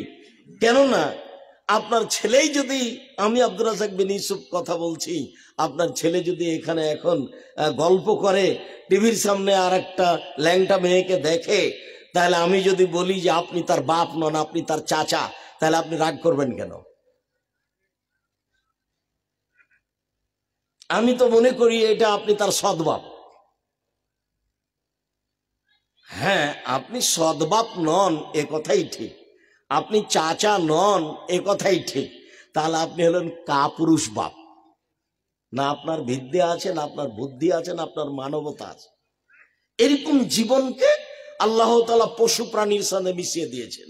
আল্লাহ তাআলা বলছেন, বুঝেও বুঝে না, ওরা অন্তর আছে বুঝে না, দেখেও দেখে না, ওরা চক্ষু আছে দেখে না, শোনেও শোনে না, ওরা কান আছে শোনে না। উলায়েকা কালা আনাম, তারা পশু প্রাণীর মতো, তারা গরু ছাগলের মতো, তারা কুকুর শ্রীগালের মতো, বালহ মাজাল বরং তার চেয়ে খারাপ। আল্লাহ তো মানুষকেই বলছেন পশু প্রাণীর মতো, কুকুর শ্রীগালের মতো। মানুষই যখন বিবেকহীন হয়ে যাবে, বুদ্ধিহীন হয়ে যাবে, তার অনুভূতি থাকবে না, তখনই মানুষ পশু প্রাণীর মতো হয়ে যাবে। আমরা কথা বলছি, আর একটা মানুষ দোকানের সামনে বসে চা খাচ্ছে, ল্যাংটা মেয়ে নাচছে, এই কি বুদ্ধিমান মানুষ? এ কি হুঁশিয়ার ছেলে? তো এ নয়, তাহলে তার বাপকে হুঁশিয়ার মানুষ? তার বাপ তাকে কি শিখালো? জন্ম দিতে পারলেই পিতা হওয়া যায়? জি না। নিয়ম নীতি, কৃষ্টি কালচার, আদব কায়দা শিখাতে পারলেই মানুষ পিতা হতে পারে। আর আল্লাহ রসুলের একটা বাক্য আপনাকে বলে সামনের দিকে যাই। আল্লাহ রসুল বলছেন, আনফিক আলা ইয়ালিক মিন তাওলিক, তোমার উপার্জিত সম্পদ তোমার ছেলে মেয়ের পিছনে খরচ করো। তা আপনি যে দিন মজুর হিসাবে প্রত্যেক দিন 500 টাকা ইনকাম করেন, 30 দিনে 15,000 টাকা ইনকাম করেন, তাহলে বলেন তো এই টাকাটা আপনি খরচ করা কোথা থেকে শুরু করবেন? ছেলে মেয়ে দিয়ে। ছেলে মেয়ের পিছনে এই টাকাটা খরচ শুরু করতে হবে। ছেলে মেয়েকে যেখানে পড়াচ্ছেন সেখানে ফ্রি পড়ানোর মন মানসিকতা রাখবেন না, গোলামি মন মানসিকতা রাখবেন না। আপনি তো 15,000 টাকা ইনকাম করবেন দিন মজুরি করে, তো মাদ্রাসায় একটা ছেলে দিয়েছেন, কেন আপনি দরখাস্ত করলেন যে আমার 500 টাকা কমিয়ে দেন? কেন আপনি দরখাস্ত করবেন? আমি আমার কথাটা ওইভাবে বলি না, আমি মাঝে মধ্যে বলি, আমার আব্বা কৃষক মানুষ, বাংলা অক্ষর চিনতেন না, তো আমার ছোট বোন দিয়ে পত্র লিখিয়ে নিতেন। তো লিখা থাকতো এইভাবে, মসুর বিক্রি এত টাকা, কালাই বিক্রি এত টাকা, ধান বিক্রি এত টাকা, সরিষা বিক্রি এত টাকা, মোট 1,000 টাকা পাঠালাম। তখন আমি 7-8 দিন যাবৎ চিন্তা করতাম যে আমার আব্বাকে 1,000 টাকা জমা করতে অনেক কিছু বিক্রি করতে হয়েছে। কোনো দিন আমার আব্বা এইটা প্রয়োজন মনে করেনি যে 20 টাকা নিবে, কেন 10 টাকা নেই। ছেলে মেয়েকে পড়ানোর পিছনে 10 টাকা খরচ করতে হবে না, এই কথাটা তার মাথায় ছিল না। বরং ছেলে মেয়ে যেন বাড়িতে কোনো কিছু না করে, এইটা। আমি গরু বাঁধা আছে, খোঁটা বুঝেন কি না? খোঁটা বোঝেন কি? এইখানে গরু বাঁধা আছে, তো এখান থেকে খুলে ওখানে নিয়ে যাব। তা আমি নিয়ে যাচ্ছি, তো আমার বাপ আমাকে বলছে, বেটা ওটা তোমাকে করতে হবে না, আমি করি। তোমাকে যদি গরু এই খোঁটা থেকে ওই খোঁটায় নিয়ে যেতে হয়, তাহলে আমার মরার পরে নিয়ে যায়। তা এই লোকটা তার ছেলে মেয়েকে পড়ানোর ব্যাপারে কি চেষ্টা করলেন, আপনি কি বুঝলেন? আমি তো বুঝলাম যে তার একবারে একক খেয়াল, ছেলেকে পড়াতেই হবে, মানুষ করতেই হবে। টাকা পাঠালেন, লিখলেন এত কিছু, দিয়ে টাকা জমা করলেন। কাজ করতে যাও, বলছে করতে হবে না, যদি তোমাকে কাজ করে খেতে হয় তাহলে আমার মরার পরে খেতে হবে। আমার একদিনের কথা আমার সারা জীবনকে পিছে করে দেয়, যে বেটা তোমাকে যদি কাজ করে খেতে হয় তাহলে আমার মরার পরে খায়। তো আল্লাহর নবী বললেন, আনফিক আলা ইয়ালিক মিন তাওলিক, তোমার উপার্জিত সম্পদ দিয়ে তোমার ছেলে মেয়েকে মানুষ করো, পড়াও, লালন পালন করো। আবার অন্য জায়গাতে বলছেন যে ফাদ্দাবে মাতাউলো, যেটা তুমি খরচ করছো সেটা তোমার দান, আর এই খরচটা তুমি তোমার পরিবার থেকে শুরু করো, পরিবার দিয়ে। আত্মীয় স্বজন পরে, ফকির মিসকিন অসহায় পরে, তুমি ছেলে মেয়েকে মানুষ করতে গিয়ে খরচটা এখান থেকে শুরু করো। হাদিস বুখারী মুসলিম। তাহলে সারমর্মে চলে আসলাম যে আল্লাহ রাসূল বাপকে বলছেন যে তুমি তোমার ছেলে মেয়েকে মানুষের মতো মানুষ করো। মানুষের মতো মানুষ না করলে এই যে পশু প্রাণী, কার জিনিস ছিনিয়ে নিবে, কোথায় মোবাইল ব্যবহার করবে, কোথায় দোকানে বসে আড্ডা পিটবে, কার সাথে মারামারি করবে, কাকে ঠকাবে, দিন রাত খালি এগুলি করে বেড়াবে, যেটা আপনি দেখতে পাচ্ছেন। যেটা বিদ্যায় ত্রুটি থাকলে এটা তো এরকম হবেই। আমি একদিন হঠাৎ করে দেখছি গাড়ির গায়ে লেখা আছে আর দাওয়াইল আল্লাহ। কয়েকদিন আমি গাড়িটা পাশ দিয়ে মসজিদে চলে যাচ্ছি, তো গাড়ির গায়ে লেখা আছে আর দাওয়াইল আল্লাহ। জিনিসটা আমি বারবার দেখছি, বুঝে উঠতে পারি না ঘটনাটা কি। তো বেশ কয়েকদিন পরে আমি বলছি, আব্বু গাড়ির গায়ে লেখা আছে আর দাওয়াইল আল্লাহ, এটা কি? তো আমাকে বলছে, আব্বু আপনাকে তো আমি অনেকদিন দেখলাম জানলাম দিন প্রচার করতে, ও তো 93-এর শেষে জন্ম, আর আমি তো দিন প্রচার করি 90 থেকে। তাহলে ও দেখেছে এবং শুনেছে। দেখেছে বড় হওয়ার পরে, যখন 8-10 বছর হয়েছে, যখন সম্ভবত 8-9-এ পড়ে, তখন একদিন ওর আম্মাকে বলছে, আম্মা 100 টাকা কয় টাকা আম্মা? তো সেই কথা আমরা এখনো বলি যে 100 টাকা কয় টাকা, 100 টাকা কয় টাকা, এটা একটা কঠিন কথা। 100 টাকা কয় টাকা আম্মু? অনেক কথা আছে, ওর কথা আমরা ধরে রেখেছি, তার মধ্যে এটা একটা 100 টাকা কয় টাকা আম্মু। এটা মনে হয় ভালো সেই 8-9-এর ঘটনা। তার মধ্যে আজকেরও একটা ঘটনা আছে, যেমন বলেছে তেমন আমি হাসছি। একটা কথা তো বলছে, জি আপনি হাসছেন কেন আব্বু? আমি বলছি, হ্যাঁ তোমার একটা কথা মনে পড়েছে সেই জন্য। তো ওর একজন শিক্ষক মাওলানা আব্দুস সামাদ সালাফি ওকে একটা বইয়ের নাম্বার দিয়েছে 101। তখন আর 2-1 স্যার তাকে বলছে, তার নাম এজাজ, মারা গেছে লোকটা, যে স্যার 101 দিলেন কেন? বলছে, আরে শোনো, আমি বহু মেধাবী ছাত্রকে 100 দিয়েছি, তো এই খাতাটা আমার কাছে সবার চেয়ে ভিন্ন হয়েছে, তাই এখন কি নাম্বার দিব, তাই আমি 101 দিয়েছি। এখনই সৌদি আরব কাগজ পাঠাতে হলে কি বুদ্ধি, সবই যদি 100 থাকে তাহলে তারা খারাপ ধারণা করবে, তখন কমিয়ে কোনোটাতে 95, কোনোটাতে 97, কোনোটাতে 90, এই করে কাগজ পাঠানো হয়েছে। তো কোন দিক থেকে কথাটা আসলো, যেটা আমি বলতে চাচ্ছিলাম, যে রাসূল সাল্লাল্লাহু আলাইহি ওয়াসাল্লাম মানুষকে যেটা প্রথমে বলতে চাইলেন, সেটা হলো তুমি তোমার উপার্জিত সম্পদটা কোথায় খরচ করবে? ছেলে মেয়ের পিছনে, পরিবারের পিছনে। ছেলে মেয়েকে মানুষ করে যাওয়াটাই তোমার সম্পদ। কোটি কোটি টাকা দিয়ে ছেলে মেয়ের কাছে রেখে চলে গেলে, বাড়ি গাড়ি করে দিলে, সবকিছু করে দিয়ে চলে গেলে, তুমি ছেলে মেয়ের কিছুই করনি। তুমি সত্যই বাপ হিসাবে জীবন বাজি রেখে 25 থেকে 30 বছর পর্যন্ত ছেলেকে বিদ্যার চরম শিখরে পৌঁছানোর চেষ্টা করেছো, তাই তুমি বাপ। এবং তুমি একটা মৌলিক কাজ করেছো, শিষ্টাচার শিখিয়েছো, আদব কায়দা শিখিয়েছো, নিয়ম নীতি শিখিয়েছো, ভদ্রতা শিখিয়েছো। কাউকে অপমান করে চলে না, সবাইকে সম্মান করে চলে, মূল্যায়ন করে চলে, চাচা চাচিকে মূল্যায়ন করে, দাদা দাদিকে মূল্যায়ন করে, গ্রামবাসীকে মূল্যায়ন করে, নিজেকে সবসময় সাধারণ মনে করে রাখে। তাহলে তুমি সত্যি বাপ, তুমি তোমার ছেলের পিছনে টাকা পয়সা খরচ করেছো। আর বিদ্যার শিষ্টাচার দুটা পাশাপাশি, ওই হাদিসটা সব সময়তেই শোনাই। 2-1 দিন মডেল পাড়াতে খুতবা দিলাম তো ওইটা থাকেই। তার মানে এই হাদিসটা জাতির জন্য পারিবারিকভাবে এত গুরুত্বপূর্ণ, এই মর্যাদার আর কোনো হাদিস আমি দেখতে পাই না। জাবের যখন আল্লাহ রাসূল যখন বললেন, এই শোনো সবাই এখানে রাতে থাকি, সকালে বাড়ি যাব, তো জাবের বলছেন, আল্লাহর নবী আমি তো নতুন বিবাহ করেছি, আমাকে বাড়ি যেতে অনুমতি দেন।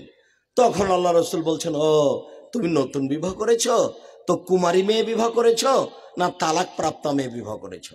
তো আল্লাহ রাসূল বলছেন, তো জাবের বলছেন, আমি তালাক প্রাপ্তা মেয়ে বিবাহ করেছি। আল্লাহ রাসূল বলছেন, হাল্লা বিক্রান্ত, এ বাচ্চা এক বসো। ওই বাচ্চাটা আপনার পাশ থেকে উঠছে কেন, খুব খেয়াল করবেন। কথা শেষ না হওয়া পর্যন্ত নিজ স্থানকেও ত্যাগ করতে পাবেন না। পেশাব পায়খানা জরুরি, সেটা ভিন্ন কথা, কথার একটা মূল্যায়ন আছে। আর আমরা তো কেসা কাহিনী বলি না, এইটা আপনার মাথায় হিসাব থাকবে কেন? জুমার খুতবা চলাকালীন যেমন এক খেলে চেয়ে থাকেন, শেষ না হওয়া পর্যন্ত এক খেলে চেয়ে থাকবেন। আমরা আলোচনার শুরু থেকে নিয়ে শেষ পর্যন্ত আপনার কিছু না কিছু উপকার করবই ইনশাআল্লাহ। তো জাবের বলছেন, আল্লাহর নবী শোনেন, আমার আব্বা উহুদের যুদ্ধে শহীদ হয়েছেন 9 জন মেয়ে রেখে। আমার 9টা বোন আছে। আমার বোনদের সমবয়সের মেয়েকে আমি বিবাহ করিনি 4টা কারণে। আল্লাহ নবী শোনেন, আমার আব্বা উহুদের যুদ্ধে শহীদ হয়েছেন 9টা মেয়ে রেখে। আমার 9 জন বোন আছে। আমার বোনদের সমবয়সের মেয়েকে আমি বিবাহ করা পছন্দ করিনি 4টা কারণে। তার 1 নম্বর কারণ হল লেতোয়াল্লেমাহুন্না, আমার স্ত্রী যেন আমার বোনদেরকে বিদ্যা শিখাতে পারে। কি বুঝলেন এবার? 2 বলে তুয়াদ্দেবাহুন্না, আমার স্ত্রী যেন আমার বোনদেরকে শিষ্টাচার শিখাতে পারে।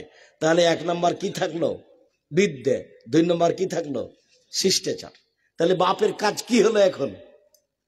বাপের কাজ কি বলেন তো এবার? বিদ্যা শিখিয়ে দেওয়া, শিষ্টাচার শিখিয়ে দেওয়া। পরের 2টা আরো শক্তিশালী। 3য় নম্বর হলো, আমার স্ত্রী যেন আমার বোনদের মাথার চুল চিরুনি করে সাজগোজ করে মানুষের মতো মানুষ করে রাখতে পারে। কোনো সময় যেন আমার বোনের মাথার চুল এলোমেলো না থাকে, কাপড় চুপড় যেন এবড়ো থেবড়ো না থাকে, ময়লা টলে যেন না থাকে, আমার বোনেরা যেন ঝকঝকে হয়ে থাকে সব সময়। এইটা আমার স্ত্রী করে দিবে, তাই আমি বেশি বয়সের মেয়েকে বিবাহ করেছি। 4 বলে তাকুমা আলাইহিন্না, আমার স্ত্রী যেন আমার বোনদের পাহারা দিতে পারে। নেন, এবার তো আরো কঠিন হয়ে গেল। সালাত, চলা ফিরা, খাওয়া, পুরো জীবনটা যেন আমার বোনদের আমার স্ত্রীর চোখের উপরে হয়। সব সময় যেন আমার স্ত্রী দেখতে পায় আমার বোনেরা কি করছে। তাই তো পাহারাদার, পাহারা দেবে। 1 বিদ্যে, 2 শিষ্টাচার, 3 সাজগোজ করে রাখা, 4 পাহারা দেওয়া। সব বুখারী মুসলিমের হাদিস। স্বাভাবিক নয় তো? গাড়ির গায়ে লেখা আছে আদ-দাওয়াইল আল্লাহ। তা আমি বললাম, আব্বু আদ-দাওয়াইল আল্লাহটা কি? তো বলছে, আব্বু আপনাকে তো আমি প্রায় 90 সাল থেকে এখন পর্যন্ত দাওয়াত দিতে দেখলাম, আর আমিও পৃথিবীর বিভিন্ন দেশ ঘুরলাম, তাতে আমি বুঝলাম ইহুদি খ্রিস্টানরা বিদ্যা বুদ্ধি বেচে খায়।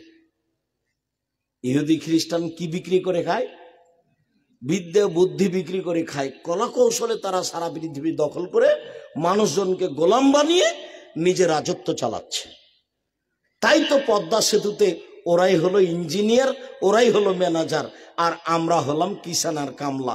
আমাদের মাথায় আছে ইট আর খোয়া বালুর কড়াই। তো কি করতে হবে? তো বিদ্যার সূচনায় যেতে হবে। ওরা যে ভিন্ন, আমরা যে ভিন্ন, ওদের আকীদা ওদের আদর্শ, আমাদের আকীদা আমাদের আদর্শ যে ভিন্ন, ওরা যেন আমাদেরকে বিদ্যা বুদ্ধি দিয়ে প্রতারণা দিতে না পারে, তাই সূচনায় যেতে হবে। তাই মক্তব পরিচালনা করব সারা দেশ জুড়ে, যেখানে থাকবে শিক্ষা কার্যক্রম, যেখানে থাকবে দাওয়াতি কার্যক্রম। এই দাওয়াতি কার্যক্রম হাতে নিয়ে, শিক্ষা কার্যক্রম হাতে নিয়ে কয়েক মাসের মধ্যে বই লিখে সিলেবাস তৈরি করে বই ছাপিয়ে কাজ আরম্ভ করে আলহামদুলিল্লাহ প্রায় 350-400 মক্তব চালু হয়েছে। প্রায় 150-200 শিক্ষক প্রশিক্ষণ নিয়ে ফেলেছে, যারা আপনাদের টাকাতে আসে, আপনাদের টাকাতে যায়, আর আপনাদের টাকা দিয়ে খায়, আর আপনাদের টাকা দিয়ে ছাপানো বই ফ্রি নেয়। আপনাদের টাকা মানে জামিয়া সালাফিয়া। আর এদেশের মাটিতে জামিয়া সালাফিয়া এমন একটা প্রতিষ্ঠান যেটা শূন্যের উপরে আছে। নিচে কোনো নির্ধারিত লোক, নিচে কোনো বিত্তশালী, নিচে কোনো নির্ধারিত 5 জন কমিটি, এরকম কিছু দিয়ে জামিয়া সালাফিয়া চলে না। বৈদেশিক সহযোগিতায় জামিয়া সালাফিয়া চলে না। দেশের কোনো বিত্তশালীদের জামিয়া সালাফিয়া চলে না। এই দেশের সর্ববৃহৎ শিক্ষা মানে সর্বোচ্চ আয়াতনে সবচেয়ে বেশি বড় প্রতিষ্ঠান হলো জামিয়া সালাফিয়া। আমার মনে বড় সাধ, এই দেশের মাটিতে আমি জামিয়া সালাফিয়ার মাধ্যমে ছেলে মেয়েদেরকে বাংলা, ইংরেজি, আরবি উন্নত মানের শিক্ষা দিয়ে জাতির অন্যায়ের বিরুদ্ধে লড়বো। মুখে কলমে মিডিয়াই লড়বো ইনশাআল্লাহ। এই প্রতিষ্ঠানই শিরক মুক্ত প্রতিষ্ঠান জামিয়া সালাফিয়া, বিদআত মুক্ত প্রতিষ্ঠান জামিয়া সালাফিয়া, দল মুক্ত প্রতিষ্ঠান জামিয়া সালাফিয়া, হিংসা মুক্ত প্রতিষ্ঠান জামিয়া সালাফিয়া, শিক্ষার মানে সর্বোচ্চ প্রতিষ্ঠান জামিয়া সালাফিয়া। জামিয়া সালাফিয়া এখন প্রায় 5,000 ছেলে মেয়ে পড়াশোনা করে। 5,000। জামিয়া সালাফিয়া 410 জন ইতিম আছে। জামিয়া সালাফিয়া 300 জন শিক্ষক শিক্ষিকা রয়েছে। এটাই সেই জামিয়া সালাফিয়া যেখানে শিক্ষকতা করছেন মদিনা বিশ্ববিদ্যালয়ের সাবেক ডক্টর জায়েদ আল জোহানি। এটাই সেই জামিয়া সালাফিয়া যাতে একাধিক শিক্ষক রয়েছেন ইন্ডিয়ার। এটাই সেই জামিয়া সালাফিয়া যাতে দেশের সর্বোচ্চ শিক্ষামানের শিক্ষিত মানুষেরা শিক্ষা দেন, শিক্ষকতা করেন, যার প্রতি মাসে বেতন লাগে 32 লক্ষ। আপনাদের জামিয়া সালাফিয়া প্রতি মাসে কত বেতন লাগে? 32 লক্ষ। যেখানে বৃহস্পতিবারে যাবেন সেখানে প্রায় 51 বিঘা জমির উপরে এই প্রতিষ্ঠান, প্রায় সব অংশই কিনা। আগে ছিল 7-8 বিঘা মতো হতে পারে, বাকি সব জমি কিনা। আপনি কিনেছেন। আমি আব্দুর রাজ্জাক বিন ইউসুফ এরকম কোনো পয়সা রাখি না যেটাতে আমি কিছু করতে পারি। আপনি যান রাজশাহী এরকমই, আপনি যান দিনাজপুরে এরকমই। সম্মানিত দিনী ভাই বোন, আমি আপনাদেরকে এইটুকু কথা বলে এই মর্মে সচেতন করতে চাই যে আপনাকেও ছেলে মেয়েকে মানগত শিক্ষা দেওয়ার জন্য প্রাণপণে চেষ্টা করতে হবে, যাতে করে আপনার ছেলে মেয়ে জাতির জন্য বোঝা না হয়, আপনার ছেলে মেয়ে জাতির জন্য অভিশাপ না হয়, আপনার ছেলে মেয়ে দিয়ে জাতি যেন ক্ষতিগ্রস্ত না হয়। আপনি বাপ হিসাবে এই জিম্মেদারি মাথায় করবেন। নিজের ছেলে মেয়েকে মানুষ করার চেষ্টা করুন, জামিয়া সালাফিকে যথাযথভাবে মূল্যায়ন করার চেষ্টা করুন। সম্মানিত দিনী ভাই বোন, আপনাকে আমি কয়েক মিনিট দেখাবো ইবাদতের জগতে সবচেয়ে ভিন্ন ধরনের ব্যতিক্রম ইবাদত হলো সিয়াম। আমরা আলোচনায় সিয়াম বলবো, রোজা নয়। সিয়াম মানে হলো বিরত থাকা, আর রোজা মানে হলো উপবাস থাকা। দুইটার মধ্যে পার্থক্য আছে। সিয়াম ভিন্ন ধরনের ইবাদত। এইটাকে একটু পেশ করি। উমামা বাহিলি রাদিয়াল্লাহু তাআলা আনহু বলেন, আমি একদিন আল্লাহর নবীকে বললাম, হে আল্লাহর নবী, আমাকে একটা আমলের কথা বলেন যাতে আমি জান্নাতে চলে যাব। তখন আল্লাহ রাসূল বলছেন, ও মামা, তুমি সিয়াম পালন করো। ইবাদতের জগতে সিয়ামের সমপর্যায়ের কোনো ইবাদত নাই। আপনাকে 1 মিনিট দেখাই। এটা সিয়াম আর এটা সালাত। সালাত সিয়ামের সমপর্যায়ের, এ কথা ঠিক নয়। এর সমপর্যায়ের কোনো ইবাদত নেই। এটা হজ। এর ফল কি জানেন? যদি কবুল হয়ে যায় তাহলে ও হয়ে গেছে সেই দিনের মতো যেদিন তার মা তাকে জন্ম দিয়েছে। এটা হলো হজ, এর বিশাল ফল। এরপরে হজটা সিয়ামের সমপর্যায়ের জিনা। এর সমপর্যায়ের কোনো পৃথিবীতে ইবাদতই নেই। এটা একটা ভিন্ন ধরনের ইবাদত।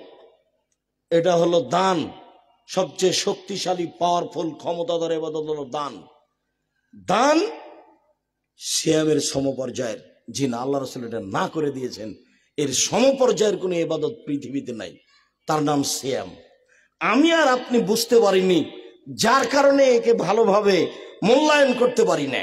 আমি 2-1টা জিনিস দেখাই, তার গুরুত্বপূর্ণ অংশ দেখাচ্ছি যে সিয়াম পালন করে 2-4-500 নেকি পাওয়া যায় না। সিয়ামের 2-4-10 কোনো নেকি নেই। সিয়ামের সরাসরি বিনিময় আছে, সেটা হলো জান্নাত। এ দিয়ে কোনো নেকি পাওয়া যায় না, বিনিময় পাওয়া যায়। যেমন কোরআন মাজিদ পড়লে অক্ষর প্রতি কয় নেকি হবে? 10 নেকি। যে হলো একটা নেকির পরিমাণ হলো। কোন মানুষ যদি জানাজায় যায় তাহলে কতখানি নেকি হবে? 1 কেরাত। 1 কেরাত সমান কত? 1 উহুদ পাহাড়ের সমান। তো অনেক হয়ে গেল। তাই একদিন সিয়াম পালন করলে তাই এরকম কিছু নেকি হবে? জি না। যেমন সুন্দর করে অজু করলো, 2 রাকাত সালাত আদায় করলো, অতীতের সব পাপ ক্ষমা। তা আল্লাহ রাসূল বলবেন আল্লাহকে সন্তুষ্ট করার জন্য একদিন সিয়াম থাকবে, তাহলে অতীতের সব পাপ ক্ষমা। দেখেন তো, এরকম কোনো কথা নেই। আপনাকে আমি দেখাই, রাসূল সাল্লাল্লাহু আলাইহি সাল্লাম বললেন কেউ যদি একদিন সিয়াম পালন করে তাহলে জাহান্নামকে তার থেকে 70 বছরের পথ সরিয়ে দেওয়া হবে। আর একবার আল্লাহ রাসূল বললেন কে যদি একদিন সিয়াম থাকে তাহলে ব্যক্তিকে জাহান্নাম থেকে 100 বছরের পথ দূরে সরিয়ে দেওয়া হবে। আবার বললেন কেউ যদি একদিন সিয়াম থাকে তার মাঝে আর জাহান্নামের মাঝে ব্যবধান হবে 500 বছরের পথ। তাহলে নেকি হলো না জাহান্নাম থেকে সরে গেল? জাহান্নাম থেকে সরে গেল। আবার দেখেন, আবু হুরায়রা রাদিয়াল্লাহু তাআলা আনহু বলেন আল্লাহ রাসূল বলছেন আসসিয়ামু জুন্না, সিয়াম হলো ঢাল। বিপদ থেকে বাঁচার জন্য যেটা ব্যবহার করে তাকে বলে ঢাল, আরবিতে জুন্না। তো আল্লাহ রাসূল বলছেন সিয়াম হলো বিপদ থেকে বাঁচার জন্য ঢাল। আবার বলছেন ও হিসরুন হাসিনুন মিনান নারে, জাহান্নাম থেকে বাঁচার জন্য দুর্গ। দুর্গে মানুষ বিপদে আশ্রয় নেয়, তো সিয়াম হলো দুর্গ, সিয়াম হলো ঢাল। তো এতগুলো হাদিসে কি বুঝতে পারলেন যে 10 নেকি হলো? জি না। সিয়াম পালন করে 10 নেকি, 20 নেকি, 500 নেকি নেই। সিয়াম পালন করলে বিনিময় আছে, সেটা কি? জান্নাত। চলেন এবার দেখি, আমরা এই অংশ তাড়াতাড়ি শেষ করি। আবু হুরায়রা রাদিয়াল্লাহু তাআলা আনহু বলেন রাসূল সাল্লাল্লাহু আলাইহি সাল্লাম বলেছেন কুল্লু আমাল ইবনে আদম ইজাফুল হাসানাতু বিআশরি আমসালিহা ইলা 700 জিফ আল্লাহ তাআলা ইল্লা সাম ফাইনালি ওয়ানাজিবিহি। পৃথিবীর মানুষ শুনে রেখো, আদম সন্তানের সব নেকি 10 থেকে 700 হয়, আরো হয়। আদম সন্তানের সব নেকি করলেই 10, আরো বাড়ে 700, আরো বাড়ে। তো একজন কোরআন মাজিদ পড়েছে, তা আল্লাহ বলছেন এই নেকি লিখো, 10 লিখো, 700 আরো বেশি লিখো। একজন সালাত আদায় করেছে, আল্লাহ ফেরেশতাকে বলছেন নেকি লিখো, 10 লিখো, 700 করো, আরো করো, একবারে পাহাড়ের সমান করে দাও। এইবার আল্লাহ তাআলা বলছেন তবে সিয়াম, তবে রোজা, সিয়াম হচ্ছে আমার ব্যাপার, প্রতিদান আমি দিব। সিয়াম হচ্ছে আমার ব্যাপার, প্রতিদান আমি দিব। সিয়াম হলো আমার ব্যাপার, প্রতিদান আমি দিব। তাহলে সিয়ামের নেকি আল্লাহ ফেরেশতাকে লিখতে বললেন কি? না, এর প্রতিদান সরাসরি আল্লাহ দিবেন। কি দিবেন? জান্নাত দিবেন। যার কারণে সিয়াম পৃথিবীতে এমন ইবাদত যার সমপর্যায়ের আর কোনো ইবাদত নেই। আপনাকে আরেকটু দেখাই, সাহাল ইবনে সাদ রাদিয়াল্লাহু তাআলা আনহু বলেন আল্লাহর নবী বললেন জান্নাতে একটা দরজা 8টা, জাহান্নামে একটা দরজা 7টা। জান্নাতে একটা দরজা 8টা। যখন মানুষ জান্নাতে ঢুকবে তখন ফেরেশতারা স্বাগতম জানাবেন, আসেন আসেন, যারা সালাত আদায় করেছেন এই দরজা দিয়ে আসেন, আসেন যারা দান করেছেন এই দরজা দিয়ে আসেন, আসেন যারা সিয়াম পালন করেছেন এই দরজা দিয়ে আসেন। এখন আল্লাহ নবী বলছেন এ যা দাখালা আখিরুম উগলিকা লা ইয়াদখুলুল সায়মুন, সিয়াম পালন করার যে দরজাটা আছে এই দরজা দিয়ে সিয়াম পালনকারী ব্যতীত কেউ ঢুকতে পাবে না।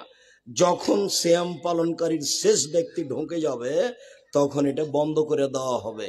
তখনও হজের দরজা খোলা আছে, তখনও সলাতের দরজা খোলা আছে, তখনও দানের দরজা খোলা আছে। মানে হজ করা ব্যক্তি দান করা দরজা দিয়ে ঢুকতে পাবে, দান করা ব্যক্তি হজ করা দরজা দিয়ে ঢুকতে পাবে, কিন্তু সিয়াম পালন না করে এই দরজা থেকে ঢুকতে পাবে না।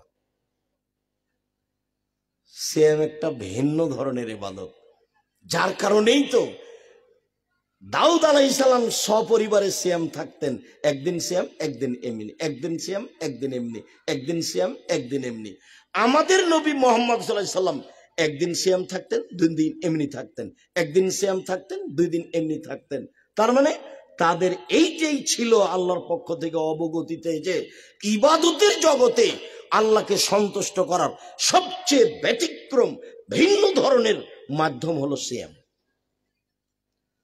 ইবাদতের জগতে সবচেয়ে দামি গুরুত্বপূর্ণ ইবাদত হলো সিয়াম।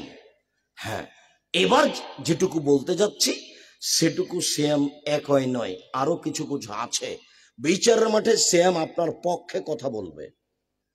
বিচারের মাঠে কালো পাথর হজ করতে গিয়ে যেটাতে চুমা দিয়েছেন সেটা আপনার পক্ষে কথা বলবে। বিচারের মাঠে যে আঙ্গুলে তাসবিহ গণনা করেছেন সে আঙ্গুলও কথা বলবে। বিচারের মাঠে যেসব কোরআন মাজিদ তেলাওয়াত করেছেন, রাতে সূরা হাসর পড়েছেন, কবরের শাস্তি হবে না, কোরআন আপনার পক্ষে কথা বলবে। বিচারের মাঠে যেসব ছেলে মেয়ে বাল্য অবস্থায় মারা গেছে সেগুলো আপনার পক্ষে কথা বলবে। বিচারের মাঠে যারা মেয়েদের লালন পালন করেছে, 2টা মেয়ে 3টে মেয়ে, মেয়েদের লালন পালন করেছে, এই মেয়েরা বিচারের মাঠে একেবারে জাহান্নামে একদিকে থাকবে, বাপ একদিকে থাকবে, মধ্যে মেয়েরা হয়ে যাবে। আল্লাহকে বলবে আমার আব্বাকে আগে জান্নাতে দেন, তারপরে কোনো কথা। ওরা মধ্যে দাঁড়াবে, অন্তরাল। কুল্লাল্লাহু হেজাবান মিনান নার ইয়াউমাল কিয়ামা। এই মেয়েরা অন্তরাল হয়ে যাবে জাহান্নাম থেকে বাপের জন্য। আগে আমার আব্বার জান্নাত ঘোষণা হবে, তারপর এখান থেকে সরব। বিচারের মাঠে যারা আপনার পক্ষে কথা বলবে, 1 সিয়াম, 2 কোরআন, 3 কালো পাথর, 4 আঙ্গুল যেটাতে তাসবিহ গণনা করা হয়, 5 ছোট ছোট বাচ্চা ছেলে মেয়ে যারা মারা গেছে, 6 মেয়েরা যাদেরকে পিতা লালন পালন করেছে। কথা মনে থাকবে না মনে হয়? চলেন, ইবাদতের জগতে সবচেয়ে ভিন্ন ধরনের সিয়াম দেখছিলাম, ইবাদত দেখছিলাম সিয়াম। আজকে এখনো ফরজ সিয়াম শুরু হয়নি, কয়েকদিন পরে শুরু হবে, তাই আজকেও কিছু নফল সিয়ামের কথা বলি। আফজাল সিয়াম বাদা রমাজান শাহরুল মুহররম। সিয়ামের জগতে ফরজ ব্যতীত সবচেয়ে উত্তম সিয়াম হলো মুহররমের সিয়াম। হাফসা রাদিয়াল্লাহু তাআলা আনহা বলেন, আল্লাহর নবী সারা জীবনে 4টে জিনিস কখনো ছাড়েননি। 1 মুহররমের সিয়াম, 2 যুলহিজ্জার 1 থেকে 9 পর্যন্ত সিয়াম, 3 প্রতি মাসে 3টা সিয়াম, 4 ফজরের 2 রাকাত সুন্নাত। মনে থাকবে না মনে হয়? 1 মুহররমের সিয়াম, 2 যুলহিজ্জার 1 থেকে 9 দিন সিয়াম, 3 প্রতি মাসে 3টা সিয়াম, 4 ফজরের সুন্নাত। আল্লাহ রাসূল কখনো ছাড়েননি। আব্দুল্লাহ ইবনে আব্বাস রাদিয়াল্লাহু তাআলা আনহু বলেন, আল্লাহর নবী মদিনায় আসলেন, এসে দেখছেন ইহুদি খ্রিস্টানেরা মুহররমের 10 তারিখে সিয়াম থাকছে। তো আল্লাহ রাসূল বলছেন, মা জাল ইয়াউম আল্লাযী তাসুমুহু, এই দিনটা কি, তোমরা এই দিনে সিয়াম থাকো কেন? ও মদিনার ইহুদিরা, তোমরা এই দিনে কেন সিয়াম থাকো? তখন ইহুদিরা বলছে, হাযা ইয়াউমুন আযীম আনজাল্লাহু তাআলা ফিহি মুসা কওমহু ওয়া গাররাকা ফিরআউন কওমহু।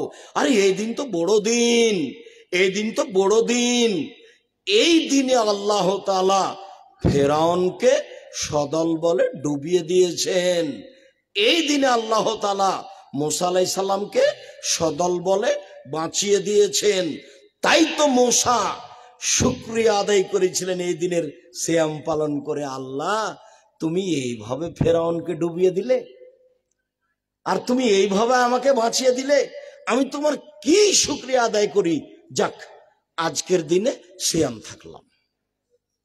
তখন আমাদের নবী বলছেন, নাহানু আহাক্কু আওলা বিমূসা মিনকুম, এই সুন্নাত পালন করাতে তোমাদের চেয়ে আমরা বেশি হক রাখি। আমরাও আল্লাহর শুকরিয়া আদায় করতে এদিনে সিয়াম থাকবো। নিজে সিয়াম থাকলেন, সঙ্গী সাথীকে সিয়াম থাকতে বললেন। যেমন বলেছেন সঙ্গী সাথীকে সিয়াম থাকতে, তেমন বলছেন কেন, আমরা কেন সিয়াম থাকবো? আপনি তো তাদের বিরোধিতা করতে বলছেন, আপনি তো আফসোস করে বলেছেন পৃথিবীর মানুষ শুনে রেখো, আমার উম্মত ইহুদি খ্রিস্টানদের সাথে মিশে যাবে, এমন ভাবে মিশবে চাল চলনে, কৃষ্টি কালচারের নিয়ম নীতিতে। ডান হাতের বিঘত যেমন বাম হাতের সমান, এইটা যেমন সমান সমান, কৃষ্টি কালচারের চাল চলনে পোশাক পাতিতে আমার উম্মত তাদের সাথে মিশে যাবে সমান সমান। যেটা আব্দুল্লাহ এক পর্যায়ে বলছিল। আবার বলছেন, ডান পায়ের জুতা যেমন বাম পায়ের সমান, বাম পায়ের জুতা যেমন ডান পায়ের সমান, এই দুটা যেমন সমান সমান, আমার উম্মত পোশাক পাতিতে, কৃষ্টি কালচারে, চাল চলনে, নীতিগতিতে মিশে যাবে তাদের সাথে সমান সমান। ভাষাগতভাবে কঠিন ভাবে বলতে লাগলেন। বলতে বলতে বলছেন, শোনো, ইহুদি খ্রিস্টান যদি মায়ের সাথে জেনা করে থাকে, আমার উম্মত তাদের সাথে মিল দিতে গিয়ে মায়ের সাথে জেনা করবে। এটা কি সাধারণ কথা হলো? আপনি দেখেন, এক পর্যায়ে আব্দুল্লাহ বলছিল, ওদের নীতিতে আমরা কেন? আমার ছেলের মাথার চুলটা ছাটা আছে, দেখেন ওপরে আছে, চাচা আছে চতুর্দিক, ওটা তো খেলোয়াড়ের নীতি। ওদের তা আপনার কেন এরকম? তাহলে আমার ছেলে মেয়ে তাদের সাথে মিশে যাচ্ছে। আপনার ছেলের গেঞ্জিটা গায়ে কেন? যাতে 47 লেখা আছে, 10 লেখা আছে। দেখতে দেখতে আমার সলাৎ শেষ হয়ে যাচ্ছে, এই গেঞ্জি আপনার ছেলের গায়ে কেন? আপনি মনে কষ্ট নিয়েন না। ওই গেঞ্জিতে যদি আমার কাছে আসে তো আমি হাত দিয়ে ধরবো না, ওতে আগে থুথু দিব, তারপরে পা দিয়ে ড্রেনে ফেলে দেব, যেটা আপনার গায়ে, আপনার ছেলের গায়ে আছে। দেখবেন আপনার মেয়ের নখ বড় আছে, নখে নেইল পালিশ আছে। কেন? আপনার মেয়ের নখে মেহেদি থাকবে, হাতেও থাকবে, পায়েও থাকবে। ইহুদি খ্রিস্টানদের পতিতালয়ের মেয়েদের বৈশিষ্ট্য হলো নখে নেইল পালিশ দেওয়া, নখ বড় রাখা। ইহুদি খ্রিস্টানদের পতিতালয়ের মেয়েদের বৈশিষ্ট্য হচ্ছে নখে নেইল পালিশ দেওয়া, নখ বড় রাখা। তা আপনার মেয়ের কেন এমন? তাহলে কি আসলে আপনার স্ত্রী ওর মা নয়, ওর খালা? জি না, ওর মা। এ কথাই ঠিক। এ হলো হস্তিনী মা, শয়তান মা। এই মা দিয়ে আপনি জাতির কি উপকার করবেন? এত ভুল ত্রুটি সব জায়গাতে থাকলে হবে? বিদ্যা এত ত্রুটি থাকলে হবে? শিষ্টাচার, ন্যায় পরায়ণ তো গেছেই, ওখানে তো আজকে বুঝতে পেরেছি সবাই গেছে। সালাত আদায় করলাম, সিয়াম পালন করলাম, হজ করলাম, সবকিছুই করলাম, কিন্তু ছোট্ট একটা দায়িত্ব নিয়ে দেখলাম যে ন্যায় পরায়ণ নই, তাহলে তো সব গেল। সম্মানিত দিনী ভাই বোন, যেটা আমি বলছিলাম, রাসূল সাল্লাল্লাহু আলাইহি সাল্লাম যখন বললেন মুহররমের 10 তারিখে সিয়াম থাকবো, সাহাবীরা থাকো, তখন সাহাবীগণ বললেন, কেন? এই দিন তো ইহুদিদের বড় দিন, আপনি তো তাদের বিরোধিতা করতে বলছেন, আমরা কেন থাকবো? তখন আল্লাহ রাসূল বলছেন, শোনো, লাইন বাকাইতু লা কাবিল্লাহ সুমানা তাসিয়া, সামনে বছর যদি আমি বেঁচে থাকি তাহলে 9 তারিখও সিয়াম থাকবো। 9 তারিখ হবে বিরোধিতা, 10 তারিখ হবে শুকরিয়া। তাহলে মুহররমের কয়টা সিয়াম হলো? 2টা। একটা কি? বিরোধিতা, কাদের? ইহুদি খ্রিস্টানদের। আর একটা হলো শুকরিয়া। এই হলো মুহররমের সিয়াম। আল্লাহ রাসূল বলছেন, সিয়াম ইয়ামে আশুরা আহাতা সিওয়া আলাল্লাহি আইয়ুকাফিরা সানাতাল্লাতি কাবলাহু। কেউ যদি মুহররমের 2টা সিয়াম থাকে, বিগত 1 বছরের পাপ ক্ষমা হবে। রাসূল সাল্লাল্লাহু আলাইহি সাল্লাম বলেন, সিয়াম ইয়ামে আরাফা আহাতা সিওয়া আলাল্লাহি আইয়ুকাফিরা সানাতাল্লাতি কাবলাহু ওয়া সানাতাল্লাতি বাদাহু। কেউ যদি আরাফার একদিন সিয়াম থাকে, তাহলে বিগত 1 বছর এবং সামনে 1 বছর, 2 বছরের পাপ ক্ষমা। কিন্তু অবাক ইবাদত, সামনে বছর কি করব না করব সব ক্ষমা। 1 বছর বেঁচে থাকলে কত পাপ হবে সেগুলো সব ক্ষমার মধ্যে চলে গেল। একটাই সিয়াম, সেটা কি? আরাফার একদিন। বুখারী মুসলিমের একটা হাদিস আছে যে যুলহিজ্জার প্রথম 10 দিনের ইবাদত দুনিয়ার সব ইবাদতের চেয়ে উত্তম। তখন বিদ্বানগণ বলতে গেছেন যে তাহলে যুলহিজ্জার প্রথম 10 দিন কি? রামাজানের শেষের 10 দিনের চেয়ে দামি? তখন বলেছেন হ্যাঁ, রামাজানের শেষের 10 দিনের চেয়ে জুলহিজ্জার প্রথম 10 দিন বেশি দামি। কিভাবে?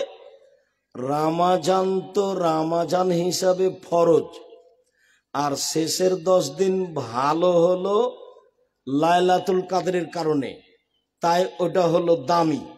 ওতে মাত্র আছে একটা জিনিস, সেটা হলো লাইলাতুল কাদর। আর জুলহিজ্জার প্রথম 10 দিনে আছে 3টে। 1 আরাফার দিন, 2 হজের দিন, 3 কুরবানি। এই 3টে বড় বড় জিনিস আছে জুলহিজ্জার প্রথম দশকে। এই জন্য জুলহিজ্জার প্রথম দশক রামাজানের শেষ দশকের চেয়ে উত্তম। বেরায়েতের লোক অনেকেই যেটা করেন সেটা খুবই ভালো। সেটা কি? কুরবানির দিন 5টা 10টা 20টা গরু জবাই করে দেন, ফকির মিসকিনকে ভাগ করে দেন। আব্দুর রাজাক সাহেব তারা নিয়ে যে গোস্ত বিক্রি করে দেয়, দেখ তাতে কি আছে? আমার ভিতরে হিংসা আসলো কেন? নিয়েছে, ফকির নিয়ে যাবে, বেচা খাবে, যা পারবে করুক। আমি কুরবানির 5-10টা গরু জবাই করব, বিতরণ করে দেব। আবার হুজুরেরা ভাগ করতে গিয়ে, 7 ভাগা করতে গিয়ে মানুষগুলোকে পিছিয়ে হটিয়ে দিল নেকি থেকে, এত বড় নেকি থেকে। আরো উদ্বুদ্ধ করতে হবে, আরে শোনেন, আপনারা 4-5টা গরু দেন, না পারলে 4-5টা ছাগল দেন, না পারলে 5-7টা ভেড়ি ভেড়া দেন, তাহলে নেকি বেশি হবে। এইভাবে উদ্বুদ্ধ করতে হবে। তা না করে পিছন দিকে ঠেলে নিয়ে এসে বলছে, কে বলছে 7 ভাগে চলবে না? তখন আর একজন বলছে, আব্দুর রাজাক বিন ইউসুফ বলেছেন 7 ভাগে চলবে না। সম্মানিত দিনী ভাই বোন, মানুষকে বেশি নেকির প্রতি উদ্বুদ্ধ করেন। 3টে-4টে করে গরু ছাগল দিতে শিখুক। আল্লাহ রসুল হজের দিন 100টা গরু কুরবানি করেছিলেন, আর আল্লাহ রসুল সাল্লাল্লাহু আলাইহি সাল্লাম নিজে হাতে 63টা জবাই করেছিলেন, বাকিগুলো আলীকে করতে বলেছিলেন। কুরবানি অনেক বড় নেকির কাজ। এই জন্য মানুষকে পিছন দিকে নিয়ে আসতে হবে না, সামনের দিকে নিয়ে যেতে হবে। জুলহিজ্জাতে বড় বড় 3টে জিনিস আছে, বলেন তো। 1 আরাফা, আরাফার দিন আছে, সব পাপ ক্ষমা হয়ে যাবে সেদিন যারা আরাফাই থাকবে। আর যারা হজ সেম থাকবে তাদের আগে পথে 2 বছর পাপ ক্ষমা। আর আল্লাহর কাছে তাসবিহ তাহলিল জিকির আজকার হলো, এটা গেল। 1 হলো আরাফা, 2 এই 10 দিনে আছে হজ, বড় ইবাদত। 3 এই 10 দিনে কি আছে? কুরবানি। মনে থাকবে কি? জুলহিজ্জার প্রথম 10 দিন কেন দামি? 1 আরাফা, 2 হজ, 3 কুরবানি। আর রামাজানের শেষের 10 দিন কেন দামি? লাইলাতুল কাদর। সম্মানিত দিনী ভাই বোন, এইবার আপনাদের সামনে পেশ করছি একটা জিনিস। সারা বছর সিয়াম পালনের 2টা পদ্ধতি, একটা একটু ভারী, একটা একেবারেই সহজ। একটু ভারীটা পেশ করি। আল্লাহ রাসূল বলছেন, মান সামা রমাজানা সুম্মা সালাসাতা আয়ামিন মিন কুল্লি শাহরিন ফাহাযা কা সিয়ামিদ দাহরি কুল্লিহি। কেউ যদি রমজানের সিয়াম রাখে আর প্রত্যেক মাসে 3টে রাখে, 13, 14, 15, তাহলে সারা বছর সিয়াম পালনের নেকি পাবে। মহিলাদের ঋতু হাইজের কারণে যদি রমজানের 2, 4, 5টা ছুটে যায় বা 13, 14, 15 করতে না পারে, তাহলে এই মাসের যে কোনো দিন করে নিবে। 18, 20, 22, 26 যেদিনই হোক না কেন, সেগুলো আরবি মাসে হতে হবে। এই ছেলে, একটু থামো। অত তোমার ব্যস্ততার কি আছে? আমরা তো নিয়মিত রাস্তাতে আছি, তা আমি তো তোমার সাথে আছি, আমি তো ক্লান্ত হইনি। তুমি আমার শেষের 2টা কথা শুনবা না? তার একটা কথা আব্দুল্লাহ বলেছে, সেটা হলো সামনে বৃহস্পতিবারে শুক্রবারে কোথায় যেতে হবে? জামিয়া সালাফিয়ার নিজস্ব প্রতিষ্ঠান দেখতে যেতে হবে। 51 বিঘার উপরে অবস্থান করে, যার একদিক থেকে একদিক 9 পয়েন্ট কম 1 কিলোমিটার। পূর্বাচল 21 নম্বর সেক্টরের সাথে লাগা। মানুষে বলছে বাংলাদেশের রাজধানী ঢাকা আর ঢাকার রাজধানী পূর্বাঞ্চল। কবে হবে? হবে তো একদিন ইনশাল্লাহ। তো সেই জায়গাতেই হচ্ছে আপনাদের জামিয়া সালাফিয়া। এটা আল্লাহর একটা বিশাল বিশেষ রহমত, আলহামদুলিল্লাহ। সেখানে একটা মসজিদ নির্মাণের কাজ শুরু হয়েছে 200 শতক 2 একর জমির উপরে, যার একতলাতে 10,000 মানুষ সালাত আদায় করতে পারবে। ভারত, বাংলাদেশ, পাকিস্তানের সঠিক আকিদের সবচেয়ে বড় মসজিদের পরিকল্পনা, আর প্রতিষ্ঠানের এরিয়াও সবচেয়ে বেশি। এত বিশাল এরিয়া নিয়ে আপাতত আমাদের এদেশে সেদেশে কোনো প্রতিষ্ঠান নেই। সেইটা আপনাদের বাড়ির পাশে।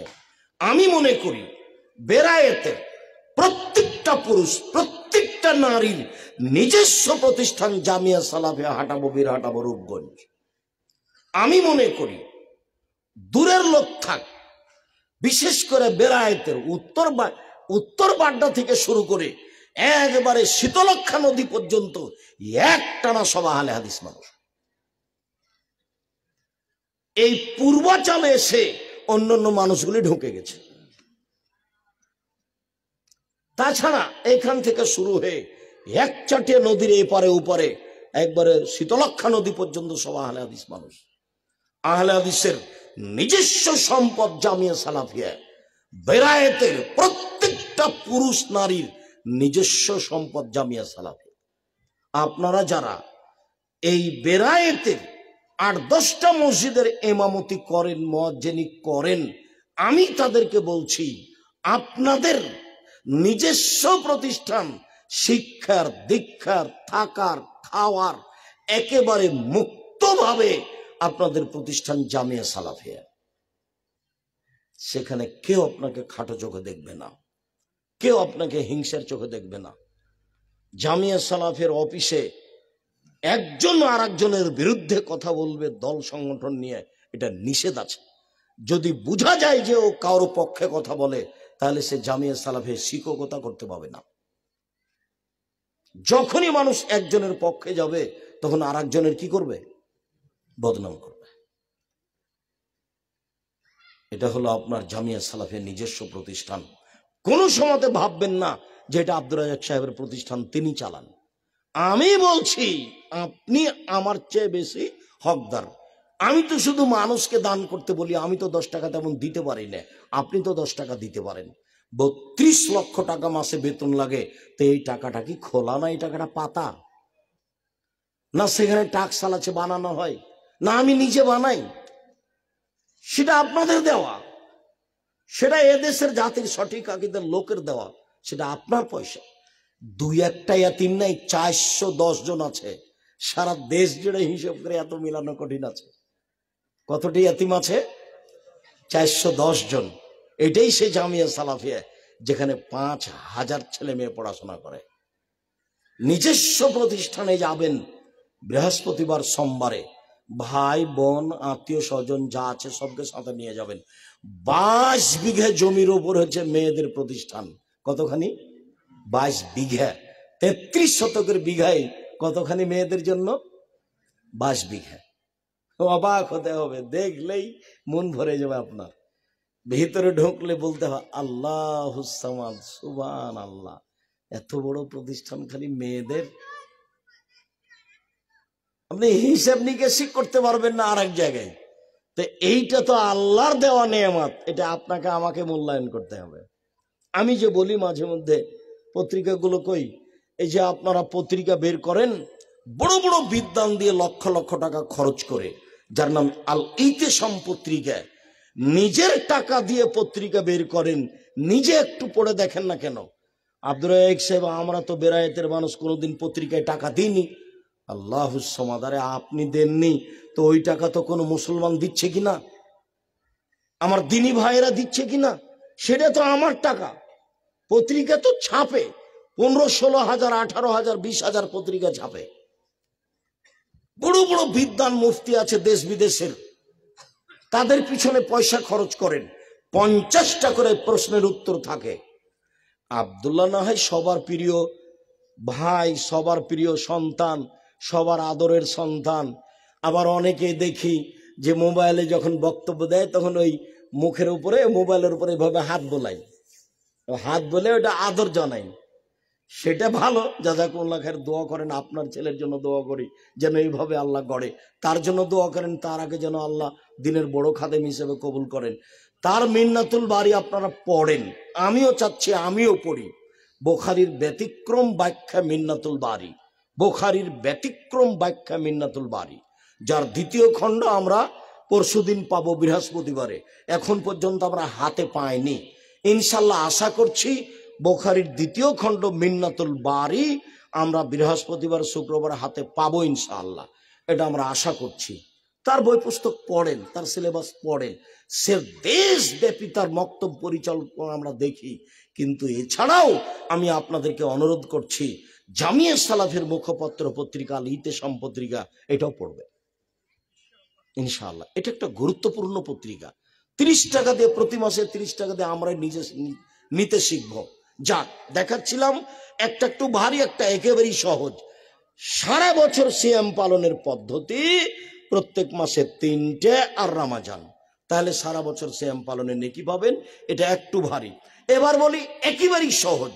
আল্লাহ রাসূল বলছেন, মান সামা রমাজানা সুম্মাত বাসিত্তান মিন শাওয়াল কানা কাসিয়ামি দাহরি কুল্লিহি, কেউ যদি রমজানের সিয়াম থাকে আর শাওয়ালের 6টা, তাহলে সারা বছর সিয়াম থাকলো। এইটা সহজ। শাওয়ালের কয়টা? 6টা, আর রমজান, বাস সারা বছর সিয়াম থাকলেন। যারা বলেছে মহিলাদের হাইজের কারণে ছুটে গেছে, ওরা আগে রমজান পূর্ণ করবে তারপর শাওয়াল করবে, এটা ঠিক হয়নি। তার হাইজের কারণে যেটা ছুটে গেছে সেটা 2 মাস 6 মাস বছর পরে করবে, মরে গেলে আল্লাহ মাফ করে দিবেন। কিন্তু শাওয়াল পার হয়ে গেলে এটা করা যাবে না। অতএব শাওয়ালের 6টা আর রমজান, এইটা হিসাব রাখলে সারা বছর সিয়াম পালনের নেকি পাবেন। এর পরের স্তরে যায় জুলহিজ্জার 9টা, প্রত্যেক জুলহিজ্জার প্রথম থেকেই খেয়াল করে রাখবেন। হজে চলে গেলে তো কোনো কথাই নেই, আর দেশে থাকলে 9টা থাকার চেষ্টা করবেন। এরপরে চলে যাই বৃহস্পতিবার সোমবার সিয়াম। এইটা আমাকে আপনাকে আজ থেকেই, কাল থেকেই, বৃহস্পতিবার থেকে জরুরিভাবে গ্রহণ করতে হবে। আল্লাহর নবী বৃহস্পতিবার সোমবার সিয়াম থাকতেন, আর তিনি বলতেন যে তুরফাউল আমাল ইলা রাব্বিল আলামিন ওয়া উহিব্বু ইরফা আমালি ওয়া সাইম। পৃথিবীর মানুষ শুনে রেখো, মানুষের বাৎসরিক রিপোর্ট পেশ করা হয় আল্লাহর কাছে বৃহস্পতিবার সোমবারে। আর আমার মনটা চাই আমার রিপোর্ট পেশ করার সময় আল্লাহ দেখুক যে আমি সিয়াম আছি। বলেন তো দেখি, আল্লাহ রাসূল বৃহস্পতিবার সোমবার কেন সিয়াম থাকতেন? সাপ্তাহিক রিপোর্টটা সিয়াম অবস্থায় দেখানোর জন্য। সাপ্তাহিক রিপোর্টটা কি অবস্থায় দেখানোর জন্য? সিয়াম অবস্থায়। এটা যে ইবাদতের জগতে সবচেয়ে দামি ইবাদত। যে রাসূল সাল্লাল্লাহু আলাইহি সাল্লাম শাবান মাসে সিয়াম থাকতেন। এবার শেষের আলোচনায় চলে এসেছি, একেবারেই শেষ। আয়েশা রাদিয়াল্লাহু তাআলা আনহা বলেন, কানা নবী সাল্লাল্লাহু আলাইহি ওয়াসাল্লাম ইয়াসুমু শাবানা কুল্লাহু, আল্লাহর নবী পুরো শাবান সিয়াম থাকতেন। বুখারী মুসলিম। আয়েশা রাদিয়াল্লাহু তাআলা আনহা বলেন, কানা নবী সাল্লাল্লাহু আলাইহি ওয়াসাল্লাম ইয়াসুমু শাবানা ইল্লা কালিলা, আল্লাহ রাসূল পুরো শাবান সিয়াম থাকতেন, তবে শেষে কয়েকটা বাদ দিতেন। উম্মু সালমা রাদিয়াল্লাহু তাআলা আনহা বলেন, লা ইয়াসুমু শাহরাইনি মুতাতাবিআইনি ইল্লা শাবান আর রমাজানা, আল্লাহ রাসূল পুরো 2 মাস সিয়াম থাকতেন, শাবান আর রমাজান। তবে এই 2 মাস ছাড়া পূর্ণ থাকতেন না, পূর্ণ 2 মাস সিয়াম থাকতেন, শাবান আর রমাজান। বোঝা যাচ্ছে শাবান মাসে বেশি বেশি সিয়াম। এবার শেষে চলে আসলাম। ওসাব ইবনে যায়েদ বলছেন, আমি একদিন আল্লাহর নবীকে বললাম, আল্লাহর নবী, লাম আরাকা তাসুমু মিন শাহরি মিন আশ-শুহুরি মা তাসুমু মিন শাবানা, আপনাকে আমি শাবান মাসে যত সিয়াম থাকতে দেখি অন্যান্য মাসে তো তত দেখি না, কেন আল্লাহর নবী? আবার জিজ্ঞাসাটা নতুন ভাবে করি। একজন সাহাবী বললেন, আল্লাহর নবী, আপনি শাবান মাসে এত বেশি সিয়াম থাকেন কেন? আচ্ছা, এবার জিজ্ঞাসাটা আমার উপরে নিয়ে আসেন। সবাই বলেন, আব্দুর রাজ্জাক সাহেব, আল্লাহর নবী শাবান মাসে এত বেশি সিয়াম থাকতেন কেন? তার উত্তর কি? আপনি জিজ্ঞাসা করলেন আমাকে, আব্দুর রাজ্জাক সাহেব, আল্লাহর নবী শাবান মাসে এত বেশি সিয়াম থাকতেন কেন? দেখি তার উত্তর কি হয়।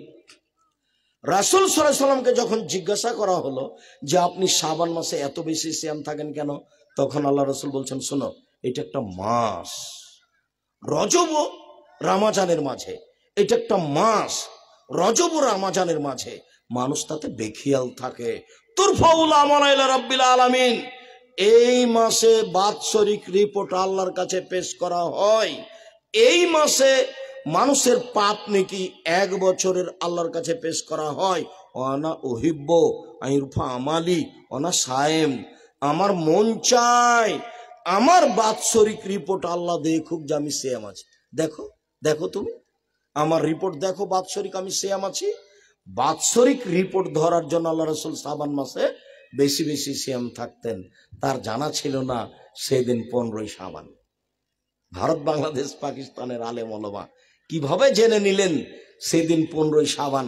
তাই তারা কলকারখানা, অফিস আদালত, কোর্ট কাচারি, শিক্ষা প্রতিষ্ঠান সবকিছু বন্ধ করে রাতে গোসল করে আতর গোলাপ মেখে 15ই শাবান সিয়াম থাকেন, যা রাসূলের সুন্নাত নয়। আল্লাহ রাসূল যেভাবে শাবান পালন করেছেন আমাকেও সেভাবে করতে হবে। 1 থেকে অন্তত 15 দিন সিয়াম থাকতে হবে, তাহলে আমি রিপোর্টটা ধরে নিতে পারবো। এবছর তো গেছে, সামনে বছরে খেয়াল করে থাকতে হবে। 1 শাবান থেকে নিয়ে 15ই শাবান পর্যন্ত রিপোর্ট ধরার আশায় সিয়াম থাকতে হবে। আল্লাহ তুমি কবুল করো। এই ছেলে, আরো 2টা কথা মনে রাখো তো। 15ই শাবানে একটা জাল হাদিস আছে, 1 বছরের মানুষ যত জন্ম নিবে তা লিখা হয়, 1 বছরে মানুষ যত মারা যাবে তা লিখা হয়, 1 বছরে মানুষের যা রুজি হবে তা বাজেট পেশ হয়। এটা কোন মাসে? 15ই শাবানে। এ হাদিসটা জাল। আর কোরআন মাজিদ প্রমাণ করছে যে সব কিছু হয় লাইলাতুল কাদরে, সব কিছু হয় লাইলাতুল কাদরে। সেটা তো রামা জানে, কাজে এটাই সত্য, ওইটাই মিথ্যা। সম্মানিত দিনী ভাই বোন, আরেকটা কথা এই যে 15ই শাবানে আল্লাহ সূর্য ডুবার পরপরই 7ম আকাশ থেকে 1ম আকাশে নেমে আসেন আর বলেন ক্ষমা চাও, ক্ষমা করে দেব, কিছু চাও দিয়ে দিব, যা চাইবে তাই দিয়ে দেব। মাগরিবের পরে নেমে এসে বলেন, এটা হাদিস জাল।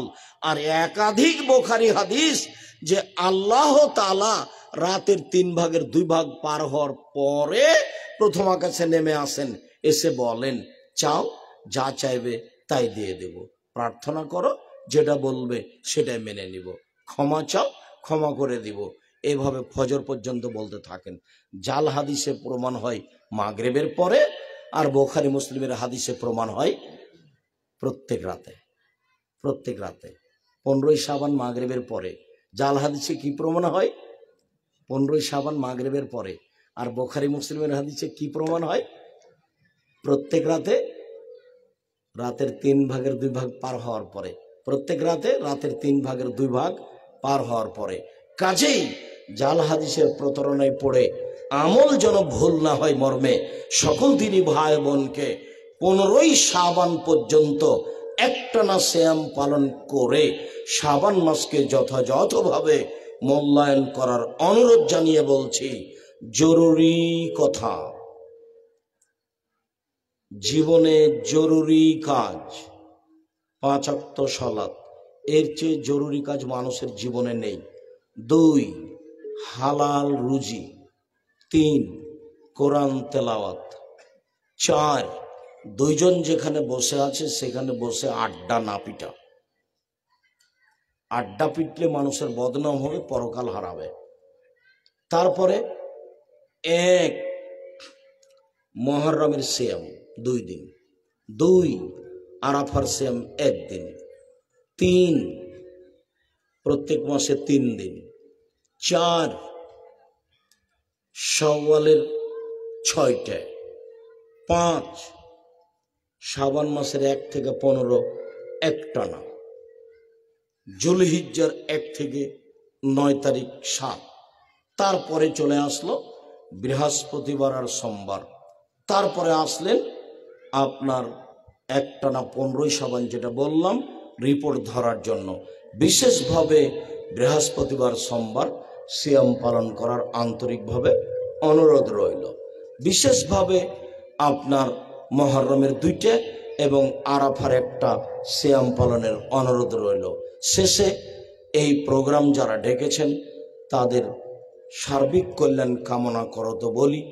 যারা পরিশ্রম করছে আল্লাহ তুমি তাদের কবুল করো, তাদের রুজিতে হায়াতে বরকত দান করো। যারা আমরা এসেছি আল্লাহ তুমি তাদের কবুল করো, এই শ্রমকে কবুল করো, এর বিনিময় দাও এবং আজকের আলোচনা যথাযথভাবে মূল্যায়ন করার তৌফিক দান করো। রোজা অবস্থায় সহবাস করলে কি করণীয়? এটা খুব জটিল। রোজা অবস্থায় সহবাস হয়ে গেলে 60 জন মিসকিনকে 1.25 কেজি করে চাউল দিতে হবে। 60 কেজি চাউল জরিমানা দিতে হবে। 60 কেজি চাউল। ফরজ গোসলের সঠিক নিয়ম, যাক ওটা আর এখন লাগবে না, আমাদের বই আছে, সুন্দর করে নিয়ম দেওয়া আছে সলাতের। রোজা রেখে কি কি কাজ করা যাবে না? অপছন্দ কথা কর্ম থেকে বিরত থাকতে হবে, সুদ ঘুষ থেকে বিরত থাকতে হবে। তারাবির নামাজ পড়ার সঠিক নিয়ম 8 রেকাত পড়বেন লম্বা সময় ধরে, তারপর 3 রেকাত বা 1 রেকাত ভিতর পড়বেন। জানাজার নামাজের সঠিক নিয়ম কোনটি? 4 তাকবীরে জানাজার নামাজ। প্রথম তাকবীরের পরে আউযুবিল্লাহ বিসমিল্লাহ সূরা ফাতিহা, তারপরে তাকবীরে দুরুদ, তারপরে তাকবীরে বিশেষ দোয়া, তারপর তাকবীর বলে সালাম। মহিলাদের বদলি হজ কোনো পুরুষ পড়তে পারবে? জি, মহিলাদের বদলি হজ পুরুষে করতে পারবে, পুরুষের বদলি হজ মহিলা করতে পারবে। আসসালামু আলাইকুম। আমাদের এলাকায় আত্মহত্যাকারীর ব্যক্তির জানাজা কখনো পড়া হয় না, পড়ানোই ভালো, কেউ না কেউ পড়াবে। আর স্টেজে সব বই আছে, কেউ ছেড়ে যায় না। আজকে আমরা বেরায়েতের কোনো লোক, কোনো পুরুষ, কোনো মহিলা বই ছেড়ে যেতে পাবে না। টাকা না থাকলে আর একজনের কাছে 30 টাকা নিয়ে একটা আল ইতিসাম পত্রিকা হাতে করে যাবে। এইটা জোরালো দাবি থাকছে, নিজস্ব জিনিস নিজে নিয়ে যেতে হবে। আর বৃহস্পতিবার শুক্রবার মিস হয় না যেন, সারা বেরায়েতের দিনই ভাই বোন সবাই যাবেন, ইনশাল্লাহ যাব। আর এখান থেকে বাস যাবে কয়েকটা, আপনারা যদি আরো সবাই বলেন 10টা হোক 20টা হোক, আপনাদের জন্য বাস রেডি থাকবে, ব্যবস্থা করা হবে। আপনারা প্রস্তুতি নেবেন, যাবেন। আসরের সালাতে আমি থাকবো উদ্বোধনীতে ইনশাআল্লাহ, আপনারা হাঁটাবো, বীর হাঁটাবো ইনশাআল্লাহ। সরকারি চাকরি কি একজন মুমিন হিসাবে করা ভালো না করাই ভালো? একজনের রোজা অন্য কেউ আদায় করতে পারবে? যার করবে সে যদি অচাল অকেজ হয় তাহলে করতে পারে, কোনো সমস্যা না। আর একজন করে দিবে মানে 100 কেজি করে চাউল দিয়ে দিবেন, তাকে খাবে, করবে। রমজান মাসে কোন কোন সময় দোয়া কবুল হয়? রমজান মাসে 24 ঘন্টায় একই। বাচ্চার আওয়াজ ছাড়া নূপুর পড়তে পারি কি? হ্যাঁ, কি হলো ওটা? রমজান মাসে যারা তারাবি পড়বেন তারা কি তাহাজ্জুদ? যারা রমজানে তারাবি পড়বে তাদের তাহাজ্জুদ পড়তে হবে না। তারাবি তাহাজ্জুদ দুইটা একই। তারাবি পড়লে তাহাজ্জুদ পড়তে হবে না, তাহাজ্জুদ পড়লে তারাবি পড়তে হবে না। শুকরিয়া। সবাই আমার হাতের বামে আসেন, বই